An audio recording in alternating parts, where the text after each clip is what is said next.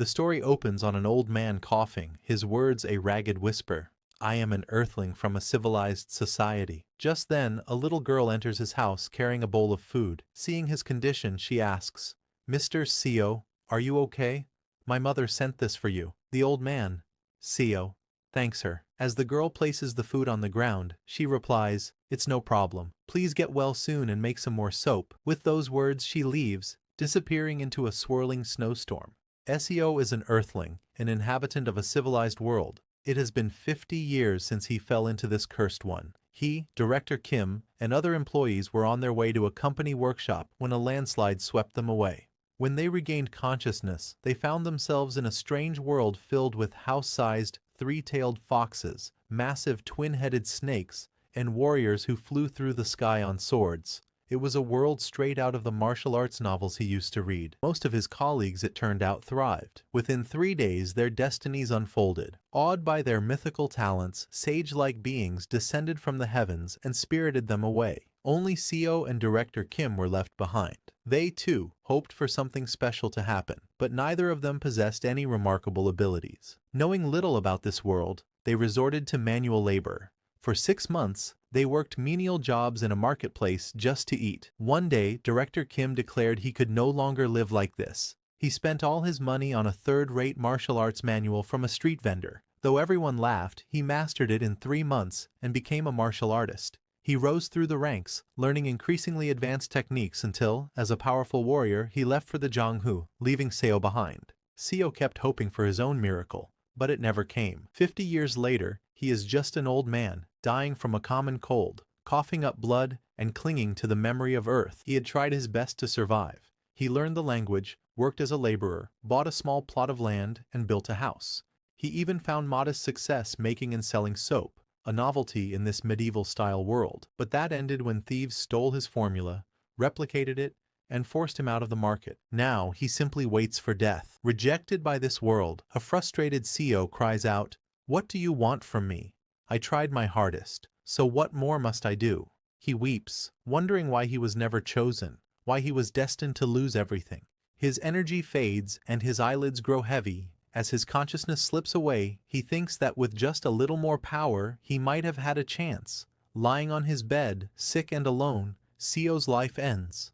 And then, in a flash of brilliant light, he opens his eyes again. He looks down at his hands. They are not the wrinkled, gnarled hands of an old man, but are young and full of life. He is wearing the clothes from his old world, a blue shirt and sweatpants. He looks around and sees them all, Director Kim, Chief O, Section Chief John, and the others. It was in this moment of shock that Seo realized he hadn't been powerless after all. He had gained the ability of regression. This was his first one. Director Kim, his hair half-shaved, looks around in confusion. What's happening? We were just on our way to a workshop. He didn't know where they were, but Seo did. This was day 1. Seo vaguely recalled how they got here. An SUV, a landslide, a sudden flash. The 50-year-old memory was hazy. As he tried to piece it together, a voice called from behind. Hey, Deputy Manager Seo. But Seo was lost in thought. A single question dominating his mind. Now that I've regressed, how should I live? In regression novels, Seo thought, people thrive using their future knowledge. But all I know is how to make soap. Suddenly, a hand grabbed his shoulder. Manager Seo Yun-hyun, a voice shouted. The shout snapped Seo out of his daydream. He turned to see Section Chief Jian. Sorry, Seo started. I was just a bit startled. Swish. The sharp slap echoed, stinging Seo's face. Everyone stared in shock. Deputy Manager Seo! John screamed. You bastard! You dozed off at the wheel on a mountain road. You nearly got us all killed. Seo stood there dazed. The title Deputy Manager felt alien. He hadn't heard it in 50 years and didn't even realize John was talking to him. John's face was twisted with fury. Do you want to lose your job the moment we get back? The threat brought it all rushing back. Seo now remembered this man. Section Chief John Myung-hoon. A real son of a bitch. He was the nephew of the company's executive director and had snagged his position through pure nepotism. As Jian lunged at him again, Chief O stepped between them. That's enough, John, Chief O said. It was a landslide. There was nothing he could have done. Aren't you angry, Chief? John retorted. This psycho was asleep at the wheel. That's why we're in this mess. Seo's memory sharpened. He had dozed off. But that was because John, who was originally supposed to drive, had dumped a week's worth of his own overdue work on Seo the night before, forcing him to stay up all night. "This stupid bastard!" John shrieked, pointing at Seo. "We're stranded because of him." The memories of the next 50 years flooded Seo's mind. He remembered how, back then, he had been so stunned that he simply apologized. He'd accepted the blame and spent the next half-century doing the same, apologizing to bandits who robbed him, to martial artists who mocked him, and to officials who taxed him into poverty. But living through that hell had taught him one thing: you only bow to those you can't handle. Seo stood up straight. "Section Chief John," he said, his voice even, "I know you're upset, but now is not the time for pointing fingers." "You damn son of a bitch!" Jian roared and swung a punch at his face. "Are you looking for a fight?" That punch sealed it. There was no need to kneel before a man like this. Seo spun and drove his fist into John's face, sending him stumbling backward. The others gasped, their eyes wide with disbelief. Seo didn't stop. He pounced, raining down blows. His past life had been a lesson in pain. He'd been beaten by martial artists, bandits, and corrupt officials. Now, pinning John to the ground, he realized that brutal world had given him a gift his colleagues lacked: a capacity for violence. He knew that a blow to the eyes amplifies fear. He knew that a beaten man instinctively utters 2 words. "I'm sorry," John choked out, just as Seo knew he would. Seo might not have mythical talents or world-shaking martial arts, but he finally had the power to change his fate. Director Kim, Chief O, and the others stared at him, their faces pale with fear. Director Kim found his voice first, though it trembled. "Deputy Manager Seo, no matter the reason, how could you beat a colleague so brutally?" "You're right, Director Kim," Seo replied calmly, not bothering to argue. "I lost my temper. I apologize for frightening everyone." Knowing he would never see them again, he bowed deeply to the group. "I was the one driving. I'm sorry I couldn't do more." Director Kim softened slightly. "Section Chief Jian was too harsh," he admitted. "You couldn't have prevented a landslide. He overreacted." Director Kim insisted that Seo apologize to Jian. Seo complied. He knew Director Kim was destined to become one of this world's strongest martial artists, and supporting him now could yield future benefits. Getting on his good side was the smart play. Seo turned to Jian and offered a hand. "My reaction was uncalled for," he said, his voice flat. "I apologize." John, his face swollen and purple, looked ready to retaliate, but froze when he met Seo's eyes. They were completely empty of fear. Once things settled down, Director Kim gestured toward the woods. "We should try to find a village." "That's the logical thing to do," Seo agreed, though he knew the truth. This was the Ascension Path, a forest in the land of Murim, where the only rule was that the strong devour the weak. Immortals and warriors fought for power and honor here. There were no villages for miles. "The sun is setting," Seo said instead. "We should find a safe place to build a shelter for the night." Director Kim nodded. "But what about the car? We have a lot of supplies in there for the workshop." The car was gone forever, but Seo knew they wouldn't believe him if he said so. Wasting his breath was pointless. "Let's split up," he suggested. "One team can look for the car, the other for shelter. We'll meet back here before dark." A few hours later, Seo had a fire blazing inside a cave he'd found. As the group ate the root vegetables he had gathered, a black-haired girl voiced everyone's confusion. "I don't get it. We were in a car during a landslide. How did we end up here but the car didn't?" "This tastes like chestnuts," another girl commented. "Is it crunchy?" Seo asked, smiling faintly. "There's plenty more, so eat as much as you'd like." Director Kim chuckled. "This is a serious situation, but thanks to Manager Seo, it almost feels like fun. I always knew you were dependable." Seo noticed John sulking in a corner, refusing to eat. Director Kim raised his voice slightly, ensuring John could hear. "Manager Seo, if I recall, you were so tired because you worked late last night, right?" "He's right," a brown-haired girl chimed in. "Their manager is incredibly diligent, and it feels like we're camping, thanks to the cave he found," added a red-haired girl. Seo knew they were right. In his past life, it took them hours of wandering aimlessly to find this cave. He just shrugged. "I was lucky." They all laughed and told him to just accept the compliment. Seo allowed himself a small smile, soaking in the moment. It would be the last time any of them laughed together. The next morning, Seo was on his knees, trembling as he offered greetings to the Lord of the Forest. It was a colossal, 7-tailed fox with glowing red eyes. The fox smiled, a chilling sight. "Human," it rumbled, its voice ancient. "You have a unique scent. In my 1,000 years, I have never encountered one like it. The commotion woke the black-haired girl. What's going on? She asked as she stepped out of the cave. Her eyes fell on the fox, and a terrified scream ripped from her throat. Her shriek woke the others. One by one, they emerged from the cave, their own screams joining hers as they saw the monstrous creature. Show some manners, SEO yelled at them over his shoulder. Get on your knees before the Lord of the Forest. The fox's smile widened. Every time I meet your kind, I am reminded how foolish and rude you are. Normally, I would tear you limb from limb. However, it purred, looking at Seo.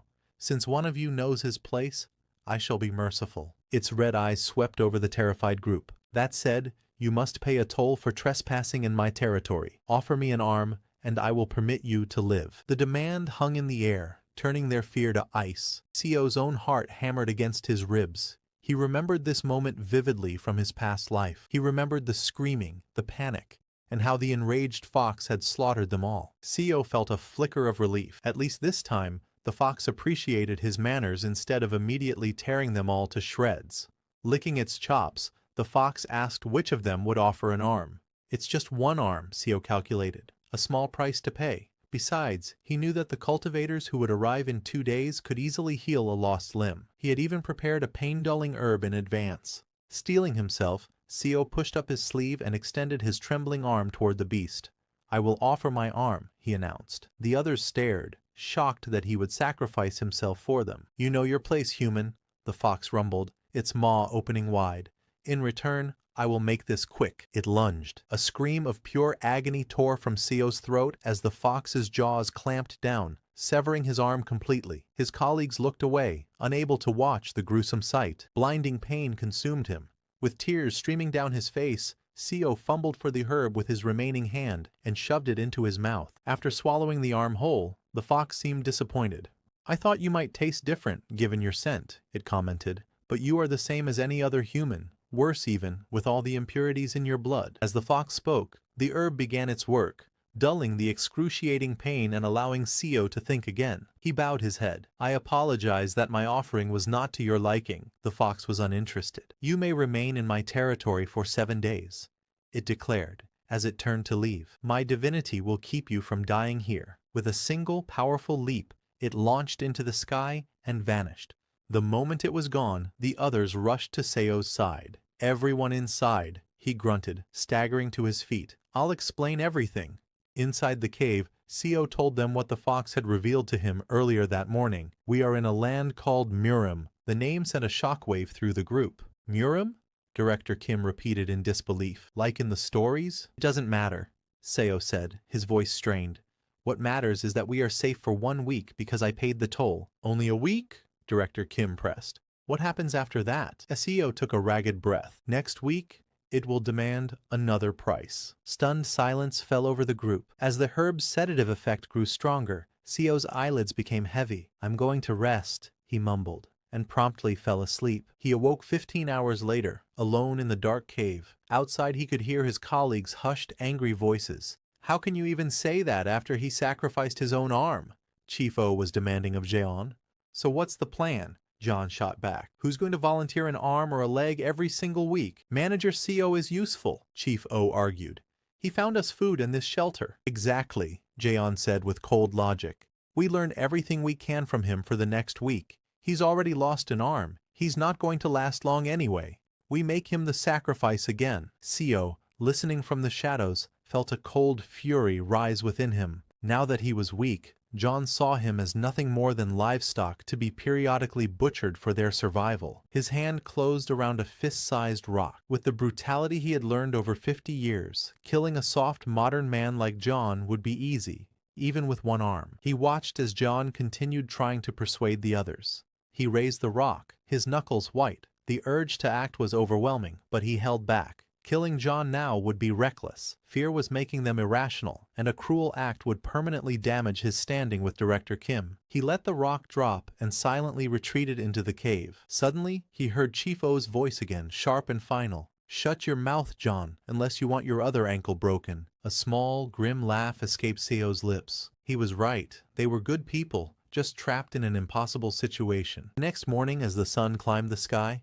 The group gathered outside the cave. This time, a monstrous two-headed snake slithered into view. Unlike the ravenous fox, the two-headed snake only requested a small amount of blood. Seo recognized it as the same creature that, in his past life, had preyed on Chief O after he'd lost his limbs. This time, hearing the modest demand, a nervous Chief O offered his own arm. The snake took a sip and immediately recoiled, vomiting onto the forest floor. "Disgusting," it hissed. "This is the worst human blood I have ever tasted." Chief O flushed with anger, but Seo knew the truth. The blood of a 21st century office worker, saturated with nicotine and cholesterol, must have been truly foul. Seo turned his attention elsewhere. "John Myung-hun," he called out. "Come with me. We need to gather herbs." John stared, shocked. "Did you just use my full name?" Ignoring the question, Seo asked simply, "Are you hungry?" When John sullenly admitted he was, Seo walked over to him. "I'll teach you which fruits and herbs are edible." He leaned in closer, his voice dropping to a whisper. "I plan to offer my other arm to the fox next week. If I die, someone needs to know how to keep everyone else alive." The color drained from Jaeon's face. He realized with dawning horror that Seo had overheard their conversation last night. Trapped, he had no choice but to agree. "The thank you." Seo had to hide a smirk. "Thank me?" he thought. "The fox isn't coming back, and you'll never get the chance to use this knowledge anyway." He led John to a grove of fruit trees and began his tutelage. "John Myung-hun," Seo barked. "How many times do I have to tell you? Not that one. Concentrate." "Sorry," John mumbled, reaching for a different fruit. "That one will kill you," Seo said flatly. For hours, Seo relentlessly ordered Jian around, forcing him to dig and forage. Exhausted, Jian finally begged for a break, panting from the non-stop labor. A cold satisfaction settled over Seo. This was exactly how John had hazed him when he first joined the company. "We need to finish before dusk," Seo stated, offering no rest. "Hurry up." As they worked, John's shovel struck something large. He pulled it from the earth to reveal a massive gnarled root. "This thing is huge," he exclaimed. "Is this wild ginseng?" "Something like that," Seo replied vaguely. It was actually a yellow bamboo root. In the energy-rich soil of the Ascension Path, the normally pinky-sized roots grew to monstrous proportions. While useless to true cultivators, it was an incredibly precious herb for martial artists, capable of greatly increasing their internal ki. "This will be perfect for Director Kim," Seo thought. They unearthed 2 more just like it. "Is it really okay to take this much?" Jian asked, awestruck. "It's fine," Seo said. "Take off your shirt and wrap them up." As Jian complied, Seo glanced toward the horizon. He saw the sun dipping low and noticed a faint, shimmering distortion in the air, a crack in space. It was almost time. The cultivators were coming. "Let's head back," Seo announced. As they neared the cave, the shimmering crack in space exploded. A shockwave of pure spiritual energy erupted into the sky, and at that instant, John collapsed, clutching his head and screaming. Chief O and Manager Kang dropped to the ground alongside him, all 3 writhing in agony. "What's happening to them?" Director Kim cried in panic. Just then, 3 figures descended from the sky. The first, a man in radiant gold robes named Byuko, surveyed the screaming trio. "What a surprise," he mused. "To think we'd find such raw talent here." "Back off, Byuko," snarled a second man in black robes. "Haeogwak, they are mine." "Shameless," scoffed the third, who wore brilliant blue. Terrified, Director Kim stammered. The cultivators ignored him, their eyes scanning the group and dismissing the mortals. Only 3 possessed spiritual roots. Byuko raised a hand, and a crackling ball of lightning formed in his palm. He launched it at Jian, whose screams intensified as thousands of volts coursed through him. When the assault ceased, Byuko looked amazed. "Incredible, the physique of heavenly golden thunder." "My turn," Haeogwak said, pushing past him. He produced a strange musical instrument and began to play. Manager Kang, hands clamped over her ears, let out a shriek so powerful it echoed through the entire forest. Haeogwak's eyes widened with excitement. The ghostly yin, transforming immortal root. I never thought I'd see one in person. Finally, the cultivator in blue landed softly on the ground. He placed a hand on Chief O's shoulder, injecting a stream of spiritual energy into him. "A unique holy body," he determined. "What is going on?" Chief O gasped, overwhelmed. The cultivator smiled. "All 3 of you possess the talent to change the world. I will take you as disciples of the Azure Heaven Creation sect. How does that sound?" Chief O felt as though the man's very presence could crush him. He couldn't breathe, let alone refuse. Before he could answer, Haeogwak swooped down. "Join the Black Ghost Valley instead." We offer immortality, the power to overturn the heavens, fame and wealth. I will see to it you have it all within a century. Buko descended as well. What nonsense are you spouting? The Golden Divine Heavenly Thunder Sect is clearly the most suitable for them. As they argued, Director Kim stepped forward desperately. Please, can you just get us out of this forest? We'll all die here. They ignored him as if he were air. Buko uncapped a small bottle. Mortals worry far too much, he said with disdain, looking at Director Kim. How did you even reach the ascension path with such worthless bodies? He aimed the bottle at Jean, who was sucked inside with a final, desperate scream for help. The blue-robed cultivator prepared to leave with Chief O but paused to look at Seo. A small smile touched his lips. It seems one of you lost an arm to that fox. Judging by the wound, he offered it willingly. He gestured, and a wave of power washed over Seo. You may be a mere mortal, but you have guts. Seo stared as his arm completely regenerated. Thank you. After Haoguak had likewise secured Manager Kang, the three cultivators rose into the air. As they departed, their voices echoed back.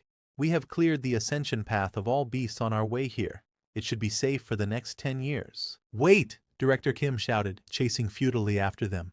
Hold on. Where do we go? Which way is out? He called their names. John, Chief O, Kang.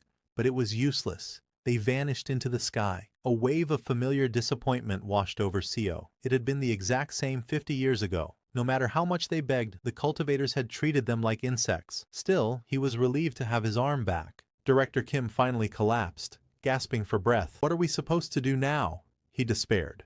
But just as all hope seemed lost, he saw dozens more beams of light streaking across the sky, following the same path the cultivators had taken. Director Kim watched the lights, confused. What are all those streaks in the sky? He wondered aloud. Is something over there? Despite the mysterious sight, he couldn't abandon his team, so he turned back to the cave. The next day brought a fierce thunderstorm, with lightning cracking all around. The remaining four, Director Kim, Manager Kim, Deputy Manager O, and Seo, huddled together in the cave for shelter. Deputy Manager O's condition was worsening. She lay on the cold ground, coughing up blood. Seo, is there some kind of herb we can find? Manager Kim asked desperately, her voice filled with panic. She's in terrible shape. Knowing what was to come, Seo answered calmly. Let's just wait a little longer. Someone might show up to heal her. Manager Kim gave him a bewildered look. Just then, the sound of footsteps echoed from the cave entrance. A figure emerged from the rain-swept darkness. Mortals in the ascension path, the stranger's voice resonated through the cave, are like ants caught in a battle between dragons. Director Kim immediately leaped in front of the others, shielding them. Who are you? He demanded. The man smiled, his presence filling the small space. I am the Sea Dragon King, Seo Huiol. The woman is controlling the storm, Seo Huiol announced. Everyone stared in shock. This tempest appeared from nothing, the Sea Dragon King explained, gesturing to the unconscious deputy manager O. She is the cause. She must be a master of storm sorcery. He looked intrigued, and yet, she is an ordinary mortal, without a trace of cultivation. How can she wield such power, and unconsciously at that? Very strange. We are the ones who are confused, Seo interjected. We've only been here a short time. Yet one powerful being after another shows up and takes our companions away. The Sea Dragon King broke into laughter.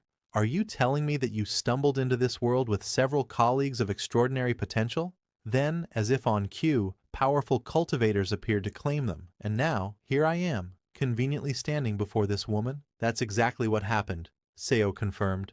The Sea Dragon King smiled. Dear mortal, do you know where you are? This is the Ascension Path, the gateway to the upper realm. In a few months, a dimensional rift, the Ascension Gate, will open nearby. This only happens once every 1,000 years. Countless cultivators and spiritual beings are already gathering here to ascend. Is it really so surprising that you would cross paths with us? The explanation finally clicked for Seo, but Director Kim was still confused. Those cultivators said they were taking our colleagues to join their sects. How can they do that if they're all ascending to another realm? A concept likely difficult for a mortal to grasp, Seo Huiol said patiently. He produced a bottle, similar to the one Buko had used. We have techniques to shrink vast structures and store them in magical tools like this. Those cultivators have likely stored their entire sects in such items, intending to bring everyone to the upper realm with them. In fact, he added, patting his own bottle, I have one of the undersea castles of my Sea Dragon clan stored right here. 1,800 of my kin lie dormant inside. SEO and Director Kim's jaws dropped. The Sea Dragon King gently patted Deputy Manager O's head. So peculiar, so intriguing. If she joins my clan, she could become something truly extraordinary. Get away from her, Director Kim shouted, lunging forward. He was instantly slammed to his knees, pinned by an immense invisible force. Every time he struggled, the pressure intensified. Seo Hueo lifted Deputy Manager O into his arms. I will give her my blood and accept her as my kin. This is the best outcome for all of you. He then turned his glowing green eyes on Director Kim. A piece of advice. Do not ask questions of high-level cultivators. As he spoke, the pressure on Director Kim and Seo doubled, feeling as if their very eyeballs would pop from their sockets. I answered your questions out of generosity, the Sea Dragon King said, walking toward the mouth of the cave. Most would have killed you for the impertinence. With that, he stepped into the raging storm, and his form exploded into that of a colossal dragon that seemed to touch the clouds. With a deafening roar, he soared into the sky. The next morning the storm was gone, replaced by clear, quiet skies. The silence was too much for Manager Kim. The avalanche, the monsters, the immortals, the abductions, it all crashed down on her at once. She began to lose her grip on reality. Seo approached her gently. Manager Kim. She grabbed his arm, her body shaking uncontrollably. Manager Seo, please, she begged, tears streaming down her face. They can't take you too. If you're gone, I can't survive here alone. Seo wanted to promise her he would stay, to offer some small comfort. But looking at her devastated face, he knew.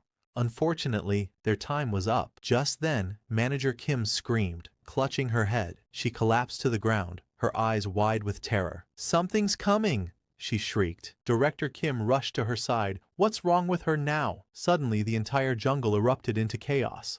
Birds screeched from the sky and animals fled in a panicked stampede. Manager Kim trembled violently, gasping a single word. Before a confused Director Kim could react, an old man astride a great mechanical lion appeared before them. He looked down, shocked. Mortals! How did mere mortals find their way to the ascension path? He studied them for a moment, then chuckled. Ah, I see. The space around the ascension gate becomes unstable just before it opens. You must have been caught in a spatial storm. He laughed heartily, praising his own genius. Dismounting his lion, he approached the group. Now, which one of you just emitted that massive wave of consciousness? It was so powerful, I thought a sage from the upper realm had descended. His eyes fell on the whimpering Manager Kim. Was it her? Who are you? Director Kim demanded, stepping between the old man and Manager Kim. She's our colleague. With a casual flick of his finger, the old man sent Director Kim flying. Seo reacted instantly, lunging to catch his friend. He managed to break Director Kim's fall, but the force sent them both crashing violently to the ground. Thanks, Deputy Manager Seo, Director Kim said, scrambling to his feet, unharmed. Seo didn't respond. Panicked, Director Kim helped him up and gasped. The back of Seo's shirt was torn to shreds, revealing a raw, bloody injury from the impact. Seo, are you all right? Seo managed, his voice strained with pain. The old man ignored them completely. He strode over to Manager Kim and tilted her chin up with his fingers. Child, let me take you as my disciple. You have no spiritual root, but I can awaken one for you. I wonder, he mused to himself, what would happen if such a unique consciousness were to evolve into a cultivator's divine sense? Tears streamed down Manager Kim's face as she looked desperately towards Seo and Director Kim for help. The old man followed her gaze and scoffed. Still clinging to worldly attachments, even after I have offered to take you in? The old man's eyes flashed with anger. With a gesture, an invisible force seized Seo and Director Kim by the neck, hoisting them into the air. They clawed at their throats, struggling to breathe. I will sever your worldly attachments for you, the old man told Manager Kim coolly. Seeing her friends choking, Manager Kim grew hysterical. Please stop, she begged, tears streaming down her face. I'll do anything you ask. Just spare them. Then you must forget them, the old man commanded. I will. I understand, she sobbed. Satisfied, the old man released his grip, and Seo and Director Kim dropped to the ground gasping for air. But leaving them here will only prolong your attachment, the old man mused. I shall return them to a mortal nation. He waved his hand, and a swirling vortex of energy tore open the space before them.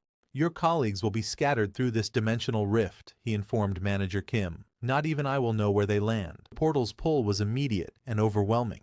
Director Kim was sucked in before he could even comprehend what was happening. In the split second before he too was consumed, Seo lunged, grabbing the precious bundle of herbs he had collected. Then he was gone. Manager Kim could only watch and cry as the portal snapped shut, plunging everything into darkness. Then, sound rushed in, the din of a crowd, the cry of a street vendor, finest silks in all of Yangguo, newly arrived scriptures from Shengji. Seo was the first to wake, finding himself and an unconscious Director Kim sprawled on the cobblestones of an alleyway. He stumbled to his feet and peered out at a bustling street filled with unfamiliar faces. Where am I? He wondered. This wasn't the place he had landed in his first life. The old man had been telling the truth. Their destination was random. He stepped out of the alley and a strange sense of déjà vu washed over him. He scanned his surroundings, his eyes landing on a massive 10-story pagoda that dominated the skyline. Recognition struck him like a physical blow. He knew this place. He had lived here for 50 years. This was Seokyeong, the capital city of the Yangguo nation. After taking in the scene, he returned to the alley and roused Director Kim. Manager Seo, Director Kim groaned, his expression exhausted and bewildered. I can't keep up with any of this anymore. Seo sat beside him. I feel the same way, he admitted. I wish this was all just a dream. It's just the two of us now, Director Kim said, a note of disbelief in his voice. But I guess we should be grateful we weren't taken by those monsters. Seo remained silent.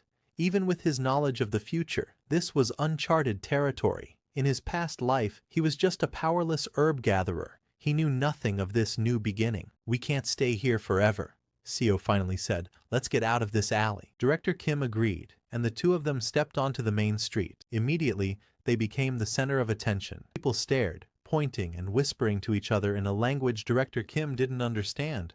What are they saying? He asked Seo, unnerved. It sounds like Chinese. Why is everyone staring at us? They're saying our clothes look funny, Seo told him calmly. Director Kim replied, shocked. Seo managed a small smile. Don't worry, I know a bit of Chinese. Director Kim opened his mouth to ask another question, but seeing the bloody state of Seo's back, he held his tongue and simply said, it was a lie, of course. The local language used similar characters to Chinese, but the pronunciation was completely different. In his past life, Seo had endured 2 months of ridicule from beggars just to learn the basics. This time there was no need for that. He produced the massive roots he'd salvaged. Should we get some new clothes? Director Kim looked confused. How? I doubt they'll take our money. Without explaining, Seo led him straight to the city's largest medicine hall. The owner's eyes went wide at the sight of the herbs. Are you really selling something so precious? He stammered. Seo put on a tough front. These yellow bamboo roots are at least 800 years old, he declared. Of course, the owner agreed, his hands trembling slightly. These are worth at least 15 silver ingots. The sum made even Seo's heart skip a beat. He'd never held that much money in his entire past life. He maintained his composure. Then hurry up and pay us. Yes, yes. The owner quickly counted out the silver. With their newfound wealth, they bought new clothes and, to Director Kim's astonishment, a small house. We're going to live here? He asked, dumbfounded. Yes, Seo confirmed. And from today, I'll teach you the language. Director Kim beamed, thanking him profusely. Seo acted as if everything was fine, but after bribing some officials for identity plaques and purchasing the house, they were left with just a single silver ingot. The capital is an expensive place, he thought grimly. Later, Director Kim noticed that the back of Seo's new shirt was already stained red with blood. Seeing how much Seo had done for him, an idea struck him. Since we're starting over in a new place, he began, why don't you just call me by my name? Seo looked up, surprised. If you're okay with that. Director Kim smiled warmly. Thank you, Seo Yunyun. That night, after they had settled in, Seo laid out the 2 remaining roots on the table. I sold one of these to get us started, he explained. But once these are gone, we'll have no income. We need to figure out a way to earn money. Director Kim stared at the roots, his mind racing. Suddenly, his eyes lit up. Let's sell the others, he proposed, and use the silver to start a business. It was a good plan. With their capital and Director Kim's business acumen from his former life, they could certainly make a living. But Seo found himself thinking, is making a living enough? I've regressed. Shouldn't I dream bigger than that? Seo knew Director Kim was a martial genius. In his past life, the man had become a master in months just by reading a third-rate manual. With proper training, he became one of the most powerful men in the Zhonghu. But what if, Seo thought, He learned advanced techniques from the very beginning. A smile crept onto his face. He could accelerate the birth of the world's greatest swordsman by 30 years and reap the benefits himself. Director Kim, Seo began, this world is called Murim. It's a world of martial arts. The words instantly caught his friend's attention. If we set up a business, who knows when some gang might come after us? Shouldn't we at least learn some self-defense? Director Kim's face lit up. Martial arts? He repeated, his voice full of excitement. But the sects don't teach outsiders. How would we learn? SEO hid a grin. As a former Murim novel nerd, he knew exactly how to hook him. This city has 7 major sects, he explained. On the orthodox side, you have the demon-slaying sect, the self-binding temple, the suppressing birdhouse, and the 7 mysteries sect. On the unorthodox side are the Wolf Fang Gang, the Dark Knight Association, and the dragon-fighting stronghold. The orthodox are called the 4 stars, the unorthodox the 3 demons. He continued, the demon-slaying sect focuses on sword and blade techniques. The self-binding temple is Buddhist. The suppressing birdhouse specializes in intelligence. And the 7 mysteries sect teaches a bit of everything. Not much is known about the 3 demons, other than that they're masters of stealth and sorcery. SEO paused. So, which one do you like? Without a moment's hesitation, Director Kim replied, the demon-slaying sect. A true martial artist wields a blade. It was a fitting choice for the man who would one day be called the world's greatest swordsman. How do you know all this? Director Kim asked, suddenly suspicious. SEO just laughed. I overheard some martial artists talking earlier. 3 months later, after selling the last of the roots, they stood before the gates of the demon-slaying sect. A muscular guard blocked their path. What do you want? My older brother and I have heard of the sect's fame and wish to learn its martial arts, Seo said politely. The guard eyed their fine clothes but scoffed. He's a bit old to start learning, the guard said, gesturing to Director Kim. Seo discreetly pressed a silver coin into the guard's hand. Could we perhaps speak to someone of higher status? Even simple self-defense training would be enough. The bribe worked. The guard led them inside to meet with a sect elder. You wish to learn self-defense? The elder asked. You wish to learn the best you have to offer, Seo declared, placing a heavy box of silver on the table between them. The elder's eyes widened at the sight of the glittering nuggets. Very well, the elder conceded. I suppose one of you may join as an external disciple. He pocketed the silver. But know this. We offer no special treatment for donations, and we will only accept one of you. Seo was stunned. All that silver, the price of a priceless bamboo root, for a single, unsupported disciple slot. Director Kim looked outraged, ready to protest, but Seo quickly cut him off. We accept, Seo said with a bow. My brother will be the one to learn. Director Kim stared at him, speechless. As the elder left, he instructed Director Kim to join the other external disciples in the training yard. Once he was gone, Director Kim turned on Seo. What's the point if only I'm learning? If I'd known it was this expensive, I would have chosen another sect. Don't worry about it, Seo said with a reassuring smile. I was never good at sports anyway. I'll use the remaining money to start a business and support you. You just focus on mastering the sword. Director Kim was floored by the sacrifice. I'll do my best, he promised, though his voice was hesitant. I don't know if I can do it. Believe in yourself, Seo said firmly. You can. With a final grateful nod, Director Kim headed for the training yard. 7 months later, the demon-slaying sect was in an uproar. At an internal competition, an outsider, a man who had only been training for 7 months, had single-handedly defeated every one of their prized disciples. The sect elders watched from their platform, their faces a mixture of fury and disbelief. Mastering a martial art requires a deep understanding of its core principles, and a body perfectly attuned to its movements. But some talents are so profound they seem to laugh at the conventional process, soaring through stages that take others decades to cross. The demon-slaying sect, the greatest sect in Seokyeong, was filled with such talents. Yet, an outsider had just defeated them all. In a mere 7 months, Director Kim had not only learned their absolute dragon saber technique, but had become a first-rate warrior. The Grand Elder was furious. Reaching the first-rate stage was thought to be impossible without years of dedicated training, let alone for an outsider who had joined with a simple donation. It was a humiliation. It looked as though the sect's proud tradition had knelt before one man. He immediately ordered Director Kim to be captured. Now, Director Kim was imprisoned in a guarded house, suspected of being a spy, and for some reason, Seo was imprisoned with him. Aren't you worried? Seo asked, watching Director Kim calmly practice his sword forms. Director Kim just laughed.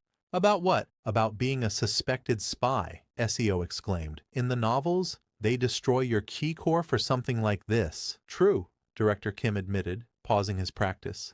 But for some reason, I feel like I'm about to break through another wall. If I can just cross it, I think I can reach the next stage. SEO stared at him, dumbfounded.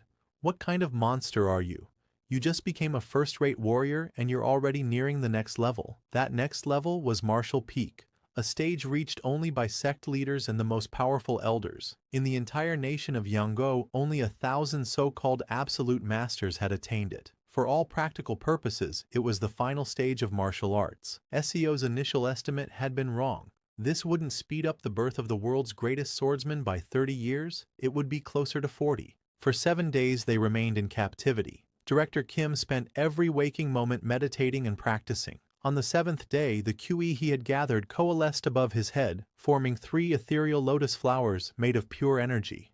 SEO watched in awe. These were the flowers of Qi, a phenomenon only witnessed when a martial artist reached the absolute peak. Director Kim inhaled, and the lotuses dissolved into his body. He stood up, a newfound power radiating from him. "I've crossed the barrier," he said, a confident smile on his face. "I'm not so afraid of the demon-slaying sect's leader anymore." SEO could only laugh. "Your talent is beyond anything I could have imagined." "I'm impressed with myself too," Director Kim admitted. "I never knew I had it in me. Maybe that's why I always loved those martial arts novels." Just then, the door burst open.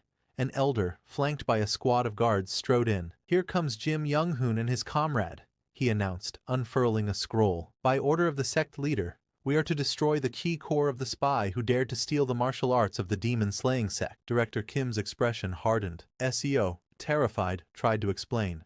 "Wait, we're not spies. We were just—" The elder backhanded him across the face.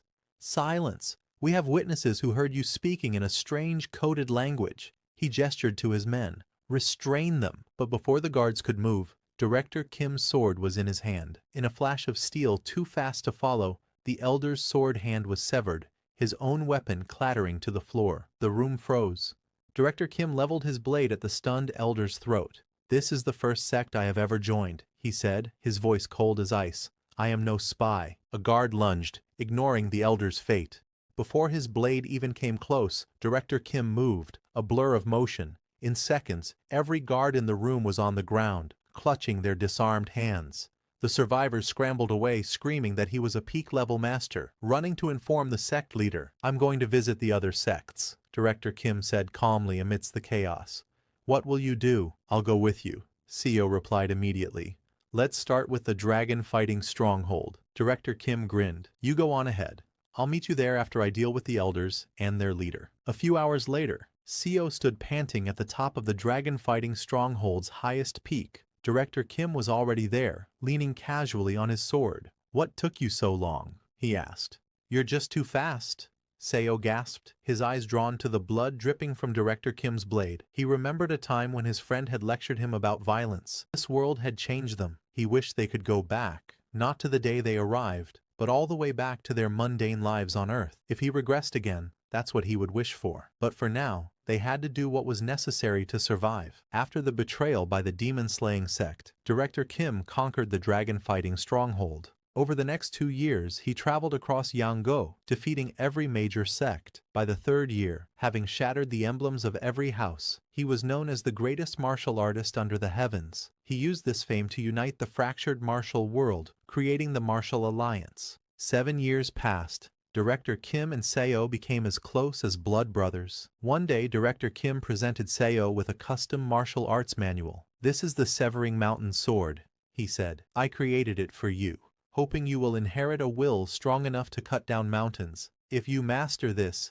you can reach Martial Peak." SEO was stunned. The manual, which included the Dragon Vein Qi method, was a true first-rate art, far beyond anything he had ever seen. He began practicing immediately, but the result was always the same. He would be on the ground before he even knew what happened. "You really have no talent," Director Kim would say with a sigh. It was true. Even with a personalized technique created by the world's best and one-on-one training, Seo barely scraped his way to the 3rd-rate level after a full year. "It can't be helped," Seo finally admitted.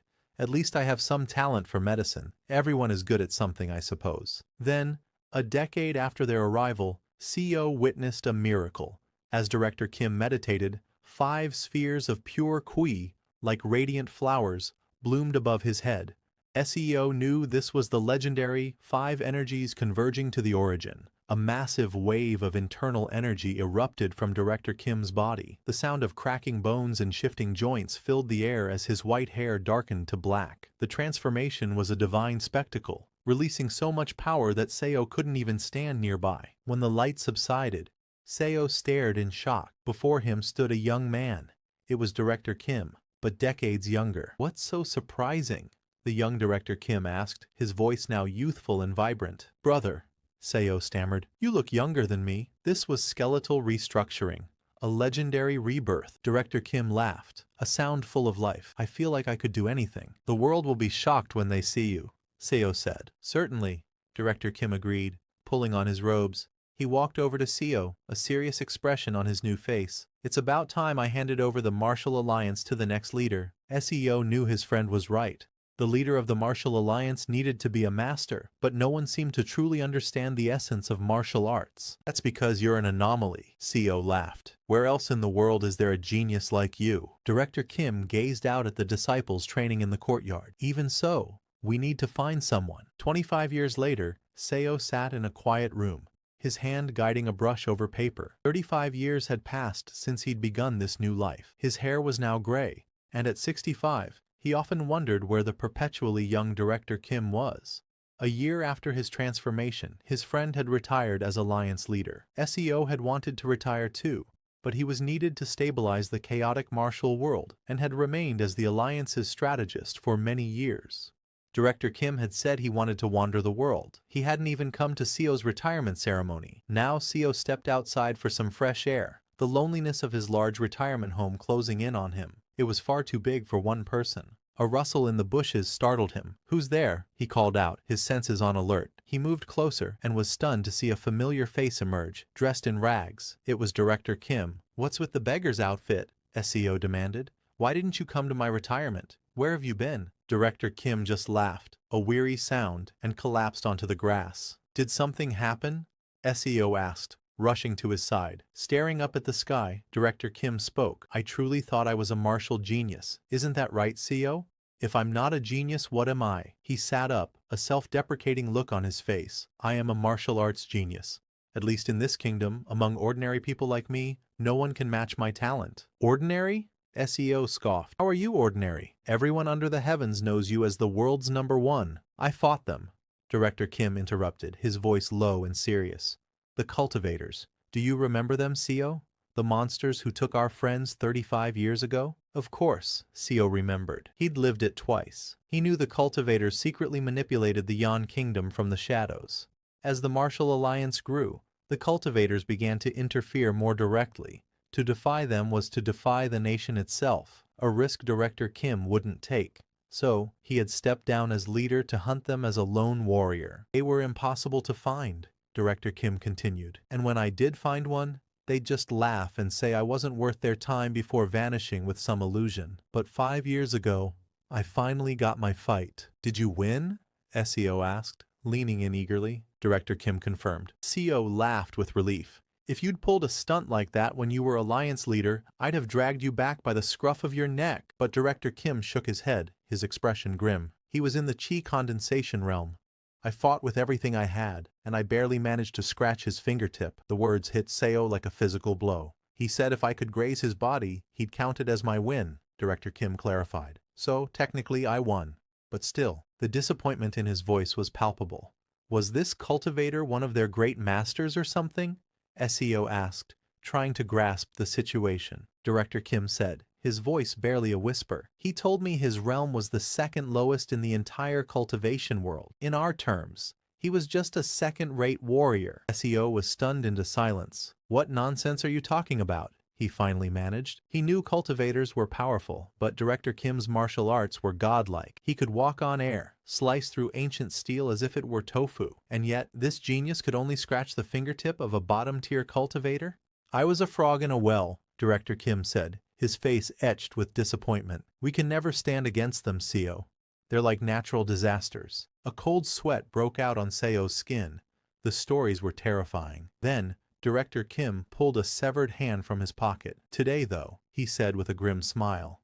I took his wrist. Hope surged in Seo. Doesn't that mean you've surpassed him? Director Kim replied flatly. He just slapped a talisman on the stump and a new hand grew back. He stood up, his shoulders slumping. It seems my martial path ends here. What do you mean? Seo asked, his heart sinking.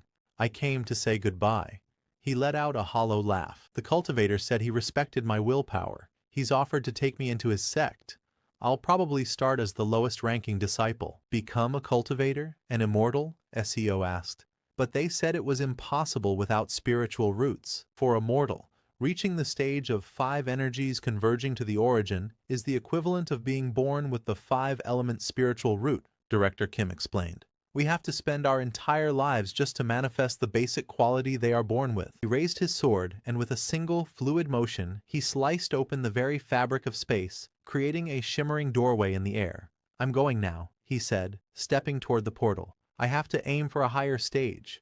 Before disappearing, he tossed a book to Seo. My last gift to you. Stay safe. And then he was gone. Seo looked at the title, Record of Transcending Cultivation and Exhausting Martial Arts. It was a journal of one man's attempt to surpass gods through sheer will. He stared at the empty space where his friend had been. Where are you going without me? He whispered, but only silence answered. And so, the years passed. 50 years after his arrival in this world, Seo lay on his deathbed, succumbing to a common cold, just like the first time. It was fate. No matter how a man struggled, he could never escape it. In the end, the only things that had changed were the quality of his house and his bed. He died on the exact same day.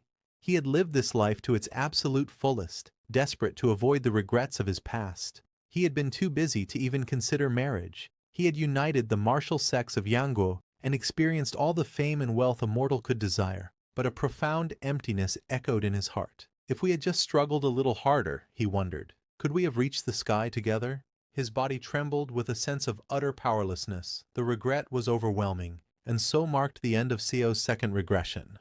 After dying for the second time, Seo's eyes, which had gone blurry just a few seconds ago, opened again. He looked around and saw that he was in the same forest on the ascension path. Looking down, he noticed that his body was brimming with energy. Seeing that, he realized that regression wasn't just a one-time thing. As he was lost in thought, Section Chief John suddenly charged at him in anger, shouting, "Deputy Manager Seo, you bastard!" But as John swung his hand to slap him, Seo reacted instantly and dodged the attack. John kept trying to punch him, but Seo effortlessly evaded every strike. He wasn't even paying attention to John. His mind was elsewhere. Why did I regress? He wondered.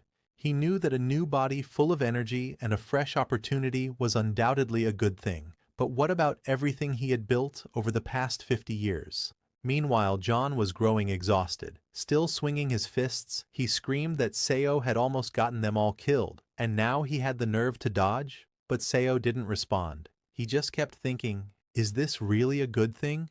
He already knew the truth. It wasn't. This was a curse that denied him the meaning of life. Sure, a couple of regressions might feel like a blessed opportunity, but if this were to go on forever, Seo would be trapped in fate's wheel, forced to wallow in the suffering of life until the end of time. Moreover, he couldn't even meet the people he knew in his previous life again. The people in front of him now were simply beings who shared the appearance of those he once cared for. Director Kim, whom he had thought of as an older brother, no longer existed in this world. Watching John exhausting himself with futile punches, Director Kim finally intervened, saying, "That's enough." Seo then told John to calm down and asked, "What help will being angry bring here?" Hearing that, John became even angrier and called Seo shameless. But before he could say more, Seo spoke again. "In the first place, John, you were on driving duty today. I warned you before you forced me to drive that I hadn't slept last night, because of the work you offloaded on me." Seo turned to leave and asked, "How would I have even dodged an incoming avalanche on a narrow road?" He advised John to stop pointing fingers and think instead about what they needed to do next. John was speechless. He was used to Seo always accepting blame and apologizing. Seo then turned to Director Kim and mistakenly called him by his name, just like he had in his previous life, but he immediately corrected himself. He told Director Kim that he would search for a place where they could stay before sunset and asked everyone else to look for the car or any possible way out of the forest. He added, When the sun sets, I'll light a fire, so come to it. SEO wasn't trying to please anyone anymore. He wasn't building relationships because deep down, he knew. What's the point of making bonds with people who would disappear again? In the end, he would always be alone. As the sun set, Seo lit the fire. After searching for the car, the others returned and saw the fire, Seo sitting beside it, the others asleep. But only Seo was awake, his eyes wide with fear. He feared the unending regression, the infinite loop of time. He knew this ability had to be removed and wondered if it would vanish if he somehow returned to Earth. But seeing how he always regressed back to this moment on the ascension path, he didn't know how to go home. He remembered what the old cultivator had said. When the ascension gate opens, nearby spaces destabilize. Ordinary humans could have been caught in spatial storms. Realizing that the ascension gate existed, Seo thought it must be related to why they fell into this world. And maybe, just maybe, they could return to their original world using it. He decided that first, he must grow stronger. As an ordinary mortal, he couldn't accomplish anything. He needed to become a cultivator like Director Kim and start cultivating. Once he gained a longer lifespan through cultivation, he would be able to research the ascension gate properly. That night, SEO came out of the cave. Looking up at the sky, he resolved to become a cultivator and reach the ascension gate. The next day, as the sun rose, Seo left the cave and ventured into the forest. He went to the same place where he had previously found those 1,000-year-old ginsengs. He dug out as many as he could and began eating them immediately, without stopping. As he ate them, he could feel strong chi quakes within his core. In his previous life, he hadn't known any heart methods, so eating these yellow bamboo roots would have done nothing. But now, using the Dragon Vein Chi method that Director Kim had made for him, he could break through the blocked chi passageways. SEO's heart, once extremely polluted, slowly began to cleanse itself. It started beating as it had when he was born. SEO began sweating heavily as he cultivated, but he understood. It wasn't easy to heal a body soaked in preservatives, fast food, and stress. Still, he didn't give up. He continued. After eating those ginsengs, he went to train his body.